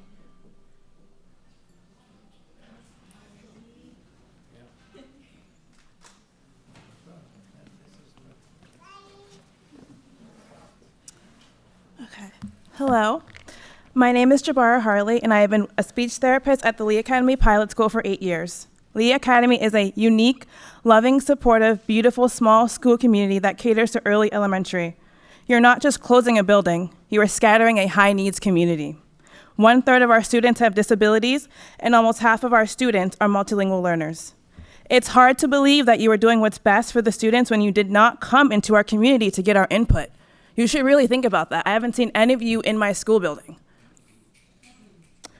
Why are the community meetings happening after we have already been recommended for closure? Why does money for bike lanes and other projects come before fixing our school buildings? Why is BPS closing down a school with a decades-long full inclusion program when they claim to be pushing for inclusion for all? We literally just heard a presentation on the benefits of inclusion. We heard a committee member express concerns about Black and brown boys being overrepresented in sub-separate classes. In our school, most of our Black and brown boys are in inclusion classrooms, which you want to close it down. How can parents feel confident about sending their kid to another school if they don't know which schools are closing next? Deep down inside, you know what you're doing to these communities is wrong. Listen to the angel on your shoulder. Please vote no on closing the Lee Academy Pilot School, and please consider a merger or giving us a new skill building. Thank you for listening.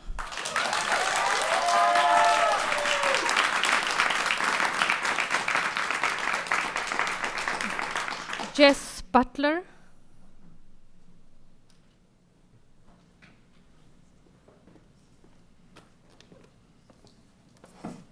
Hi, my name is Jess Butler. I'm a parent of a first grader at the Henderson, so I'm here to speak on behalf of all the parents that can't be here, all the guardians that aren't able to speak tonight.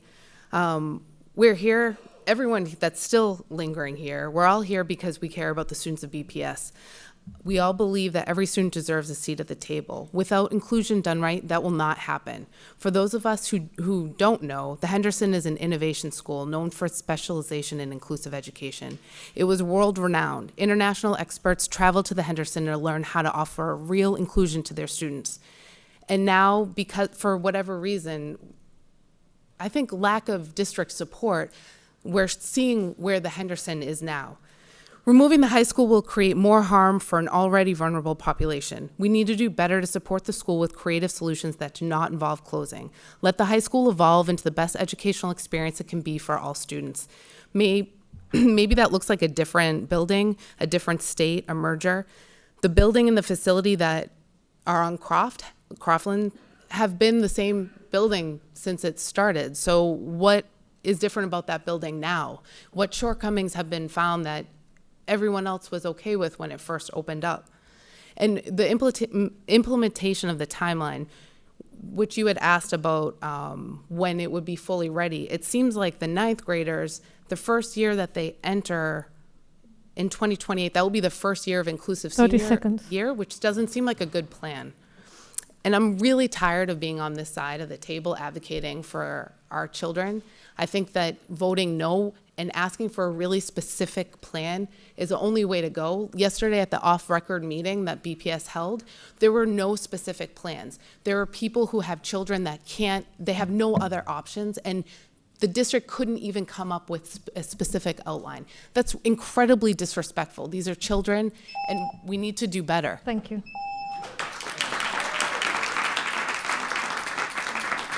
Mikkel Jones.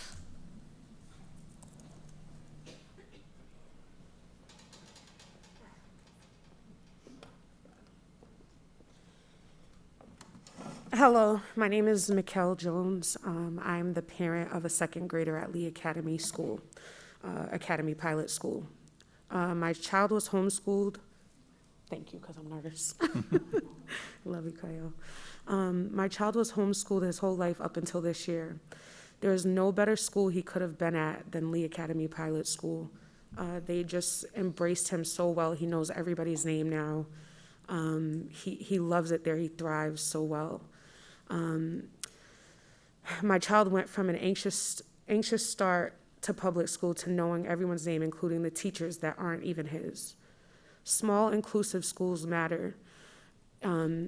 If keeping Lee Academy Pilot School small is not an option, merging, we would love if you all could consider that and vote no. I originally came here in support of only Lee Academy Pilot School, but now I am in here in support of all the students, teachers, and school communities that all attended here. You will not find this kind of passion and camaraderie in bigger schools where so many children go overlooked. Don't close the schools, find another solution, and let the students know that their voices matter and can make a difference. Thank you.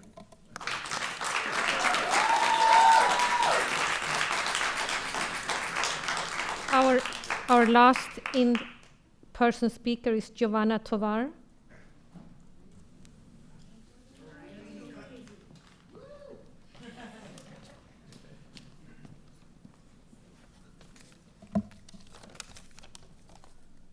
Start? Yep. All right, good evening, and thank you for the opportunity to talk. My name is Giovanna Tovar, but my Lee Academy family knows me as Miss Jovi. We often hear the phrase, one shoe fits all, but we know that in education, one shoe does not fit all. This is why the district pushed to go fully inclusion. The Lee Academy model has been doing inclusion before inclusion was inclusion. If a student cannot learn the way we teach, then we teach them the way they learn. Our most vulnerable students, those who need stability, relationships, and individualized attention thrive in smaller school communities like ours. They do not get lost here. They are seen, supported, challenged, and known by name. That is not something you can replicate simply by dismantling us. We speak about the pipeline to prison as well. What do you think happens to individuals that with emotional impairments that do not get addressed in the right setting, or when an autistic child's routine gets disrupted? What about RMLs who are learning math and literacy in a language foreign to them? What about my Black and brown community who deserve a school like ours? What I am saying is that our schools should not be considered for closure. We, the Lee Academy Pilot School, deserves the respect to be considered to extend. And since our building is incapable of that, then we deserve the opportunity to troubleshoot and find a solution. While the district's enrollment is trending downwards, ours is trending up. Families are not leaving us, they're choosing us. They're asking for more seats, more grade levels, and more opportunities to keep their children in a community where they 30 feel seconds. safe and connected. Closing a school like ours is disruptive to students in the district that the district most aims for. You tried equality,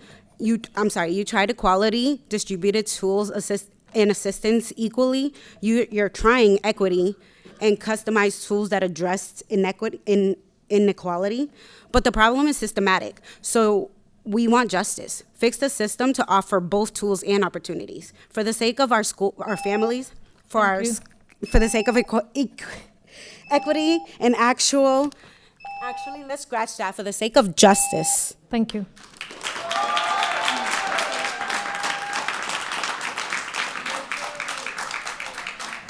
We will now transition to public testimonies on Zoom.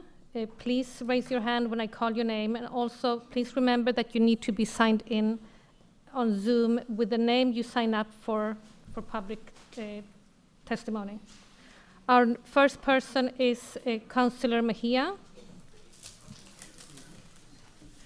Councillor Julia Mejia.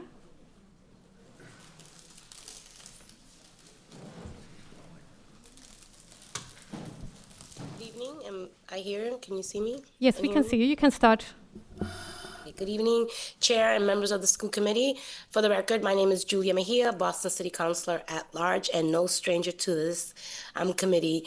I know that school closures are not technically on tonight's agenda, but for me, I also know that when BPS identifies schools for potential closure, communities feel the impact right away through uncertainty, fear, and a loss of trust in the process. BPS has named 4 schools, ACC, Cash, Henderson 9 to 12, and Lee Academy Pilot, as candidates for future closure. These schools are not failing. We are failing these schools. They are small, high needs, high love communities. What they lack is updated buildings, not the relationships and not programming, and not the supports that most of our vulnerable students rely on every day.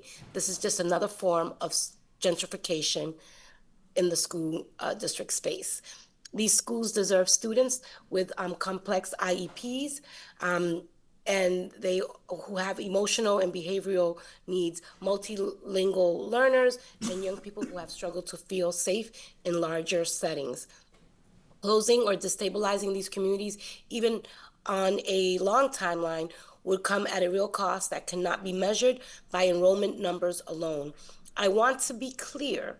We understand that BPS must plan for the future, address declining enrollment, and modernize facilities. But what we should not do is move forward with any plan that disrupts the school that already is doing the work, especially when the community-driven alternatives are on the table. So tonight, I'm urging the committee to do 2 things: reject the current list of recommended closures for these 4 schools, even as a long-term placeholder. 2, commit to a transparent and a collaborative planning process that centers families, educators, and students, including intentional merger options that preserve the supportive relationships these schools offers. You know, I believe my time is up, and you were trying to tell me that. But I'll just end with, you know, as a BPS graduate and as a BPS mom and as someone who has worked in the education space, I believe this is an opportunity for us to repair the harm and do what is right by our families. Thank you. Thank you, Councillor Mejia. Our next speakers are Theo Kushmerek, Deidre Manning, Genesis Moreta, Mike Heichman, Michelle White, and Rakia Gardner. Theo Kushmerek.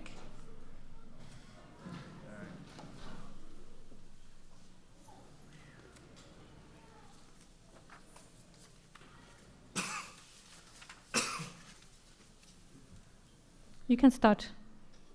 Oh, am I starting? Yeah, you can start. Thank you. Okay. Hello, my name is Theo Chester Kashmarek. A lot of other associates here. I'm from ACC. I'm a student from ACC. I'm here to talk about more so a personal experience because other people here have already gone into the specifics. A lot of people I think are kind of going around the issue here, which is mental health. A lot of students, for example, myself, I went to a larger school, BLS to be exact, an exam school. I was not performing academically as much as I'd like to because of the large class size and the dispersal of staff having to do multiple things at once. I at ACC, I've been much better, with staff members being able to be there immediately for me. I've gone from a literal straight F student to a straight A student, which I am very proud of, and my family is very proud of me for that. But the fact of the matter is, this is a bit more negative. The reason why I had to leave was because I was threatening myself of suicide. I was going to commit suicide if I did not leave. My mental health was incredibly low. My kind of belief in myself was incredibly low.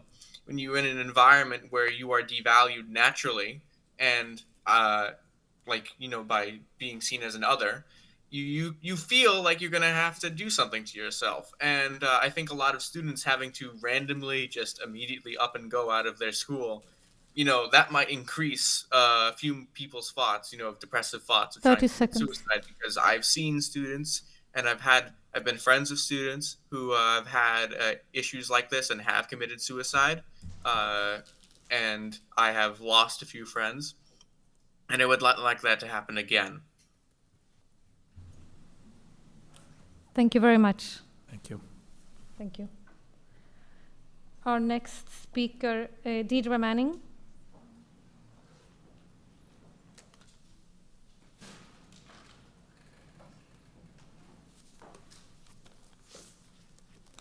Good evening. My name is Deirdre Manning. I'm a Dorchester resident and the parent of 2 former students at the Henderson Inclusion School. Organizations should be judged on how they treat their most vulnerable members. It's been 4 years since the beginning of the demise of the Henderson Inclusion Program, when the principal was assaulted and knocked unconscious by a 16-year-old girl. It's simply a tragedy what happened at the Henderson, that BPS did not step up, did not provide a team for a school in crisis. BPS essentially deprived a school of resources and then acts surprised when enrollment drops. The Henderson is an innovation school. That means a strong leader could have refused students who are not a good fit for the culture. It took 3 years to find a permanent leader of the Henderson. At one point, the district actually put the search for a leader on pause. Families and Henderson staff worked so hard to create the amazing place that the Henderson was, and the district should be deeply ashamed of starving the school of the resources it needed to flourish.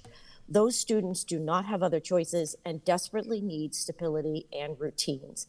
What happened at the Henderson is similar to a rancher driving cattle to the marketplace. And when the herd reaches its destination and the rancher discovers that some of the cattle are unable to continue, and the rancher puts lame cattle out of their misery. What the district is doing here is simply culling the herd. Please do not allow the district to treat students like cattle. Give the Henderson back the resources 30 and seconds. support it deserves, and force the district to bring the Henderson back to the amazing school it once was. Be the district that does not allow its most vulnerable students to be deprived of the school they need to be the best they can be. Thank you. Thank you. Our next 3 speakers are not in the meeting, so we will continue with Rakia Gardner. Rakia Gardner, followed by Matthew Ruggiero and Cheryl Buckman. Rakia Gardner.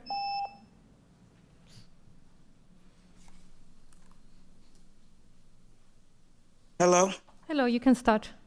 Yes, hi. My name is Rakia Gardner, and I'm speaking not only as a parent to a student at Lee Academy, but also as a paraprofessional. So I have both views. As a parent, it is very disheartening. My boys are in 3rd grade there, and they are both part of the more challenging students. I have one son who has autism, and my other son has behavioral and emotional deficits. Lee Academy, the size has been amazing for them.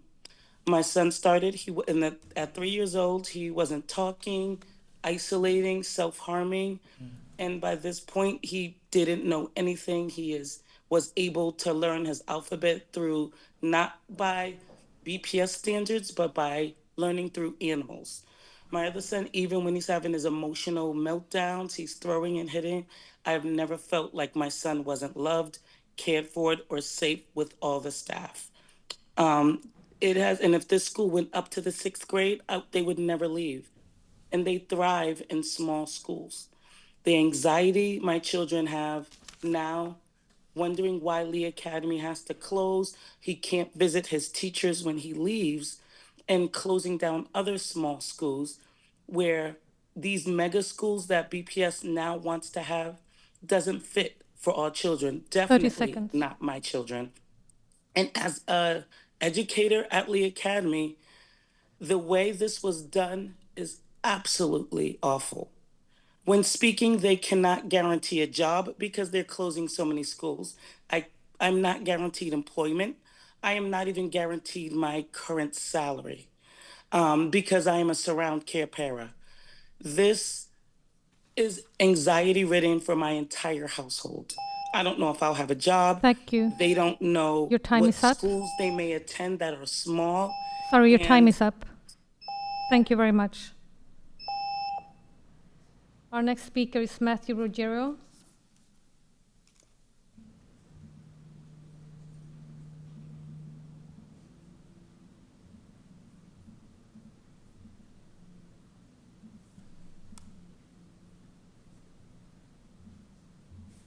Good evening.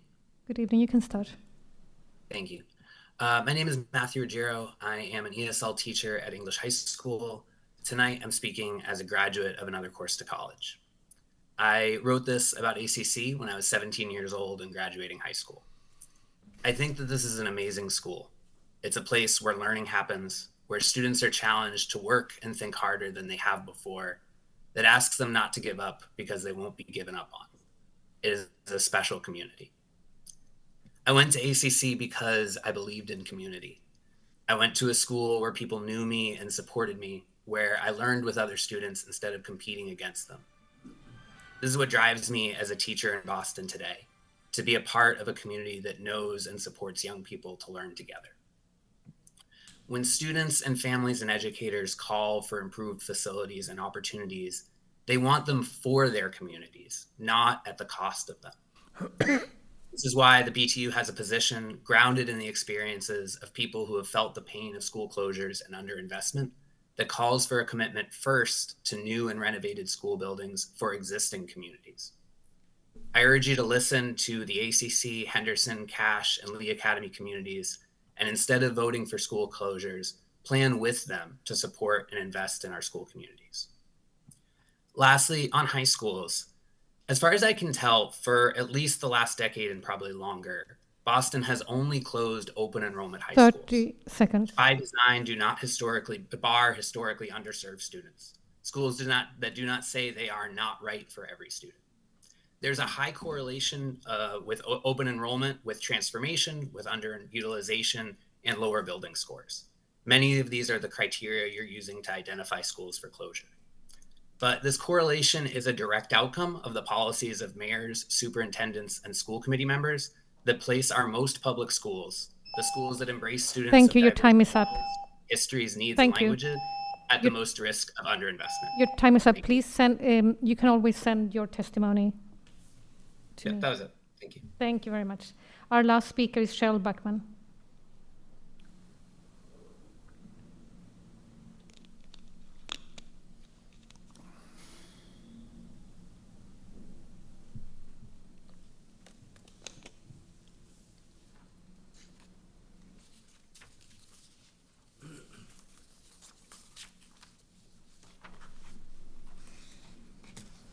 Good evening. My name is Cheryl Buckman. I'm a parent to a 7th grader at the Ruth Batson Academy, parent lead at the Dever, and resident in South Boston.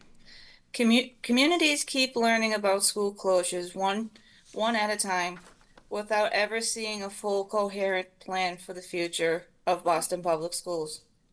We were told there is a broader vision, but it's never been shared. Families deserve clarity, stability, and honesty. Where's the full plan? Where's the vision? Where's the accountability? Take the Deborah for a clear example. The communication failures. Our community had found out about their closure through a media leak, not from the district. This happened while we were working so hard on post-receivership improvements and feeling very hopeful. The leak shook us, and then we rallied, testified, and organized, speaking out for months, only for the school to be closed anyway. It leaves us with this question: why ask communities to engage if decisions are already being made?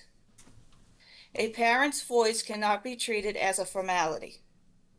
This is why the racial equity tool must be used openly and fully. Families deserve to see the equity analysis, the projected impacts, who participated, and how the findings influence these decisions. 30 seconds. I urge the committee to pause all further closures until a district-wide plan is publicly presented, the racial equity analysis for each closure is released and discussed with the affected communities. We're not resisting change. We're resisting the instability and disrespect. Our students deserve transparency, stability, and a school system that honors the real human impact of its decisions. Thank you. Thank you very much. Vice Chair O'Neill, that concludes public testimony for tonight. Thank you, Ms. Parvex, and thank you for all who testified tonight. Important input for the committee to hear. I'll now ask if there's any new business.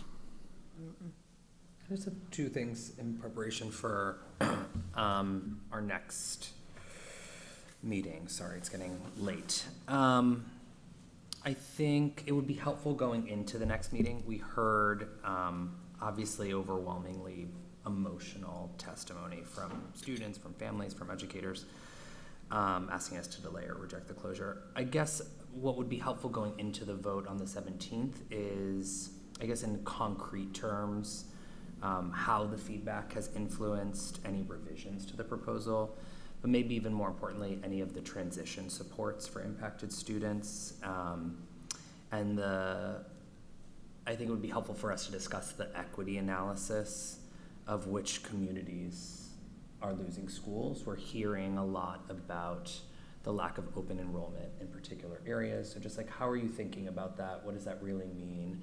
I think it would be helpful for us to respond to some of the big sort of equity concerns that were raised. And can I just add on one to that too? Just hearing the community's suggestions around feasibility of things like mergers, et cetera.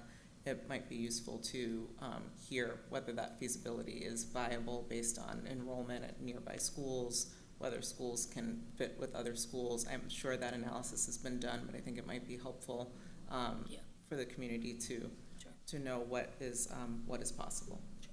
Yeah. I would probably add on to that, just because you can't separate this conversation from budget around what reinvestment possibilities are, particularly with these discussions. Thank you, Mr. Carrera. Can I just ask a clarifying question? Do you mean reinvestment based on the potential savings of these particular? Oh, I'm sorry. I'm sorry. Yes, as we've talked about, like with the last cycle, we talked about the money that was then reinvested in that next budget cycle. Mm-hmm. So having that as a estimated like projection, just thinking about it for us. Or if that's the plan. Yeah. So I think what will be clear in the timing of December 17th is CFO Bloom will be giving you initial budget, and so I think you'll see that it's going to be a very difficult budget. Right. That's fair, and I think we've been preparing for that for the last few years. But yeah, I think those two pieces would be helpful. And then I do think I would have asked this at the beginning, but I'm asking it now. I've read this Globe piece around adult attendance in our schools, and we have spent a lot of energy talking about chronic absenteeism for our students. So I run a business, so in my head I think adult attendance is connected to like workplace joy and all of these other things, as we do in parallel process with students. So at an upcoming meeting, I would be curious how you're thinking about that, the correlation between chronic absenteeism, between adults in our building and students in our building. We're talking so much about it from the student lens that I am really curious how you're thinking about it from a people management lens. Thank you. Any other new business? I just wanted to strictly mention to superintendent and fellow members, the Carter School has had a long-standing tradition of having a Thanksgiving family supper, Thanksgiving family lunch, and it got stopped because of COVID and then the construction for the new building. Long-term support from the Gillette Company. Well, this year they put it back on in the new building, and Gillette came through on 2 days' notice, showed up with all the food. The plant manager of, the World Shaving headquarters that we all see, that I use their product in the morning, Marvell Berry was there with his wife, who was a middle school teacher, and the head of HR, Dan Palermo, was there. They were serving the food. They showed up, deeply appreciative. It was a packed house of the Carter School families and parents, and the staff as well. So a deep appreciation to Gillette to restarting that tradition for the families at the Carter School. So I just wanted to make sure to mention that. If there's no other new business, the next school committee meeting will take place in person on Wednesday, December 17th, 2025 at 6 p.m. If there's nothing further, I'll entertain a motion to adjourn the meeting. So A motion, thank Second. you. It sounds like a second. Any discussion or objection to the motion? Any objection to approving the motion by unanimous consent? Hearing none, Ms. Parvex, the motion is passed and the meeting is adjourned. Thank you all and have a good night. I brought this Get to do that for one. you. That was great. But it got in my bag and it was flat. So what? I would have eaten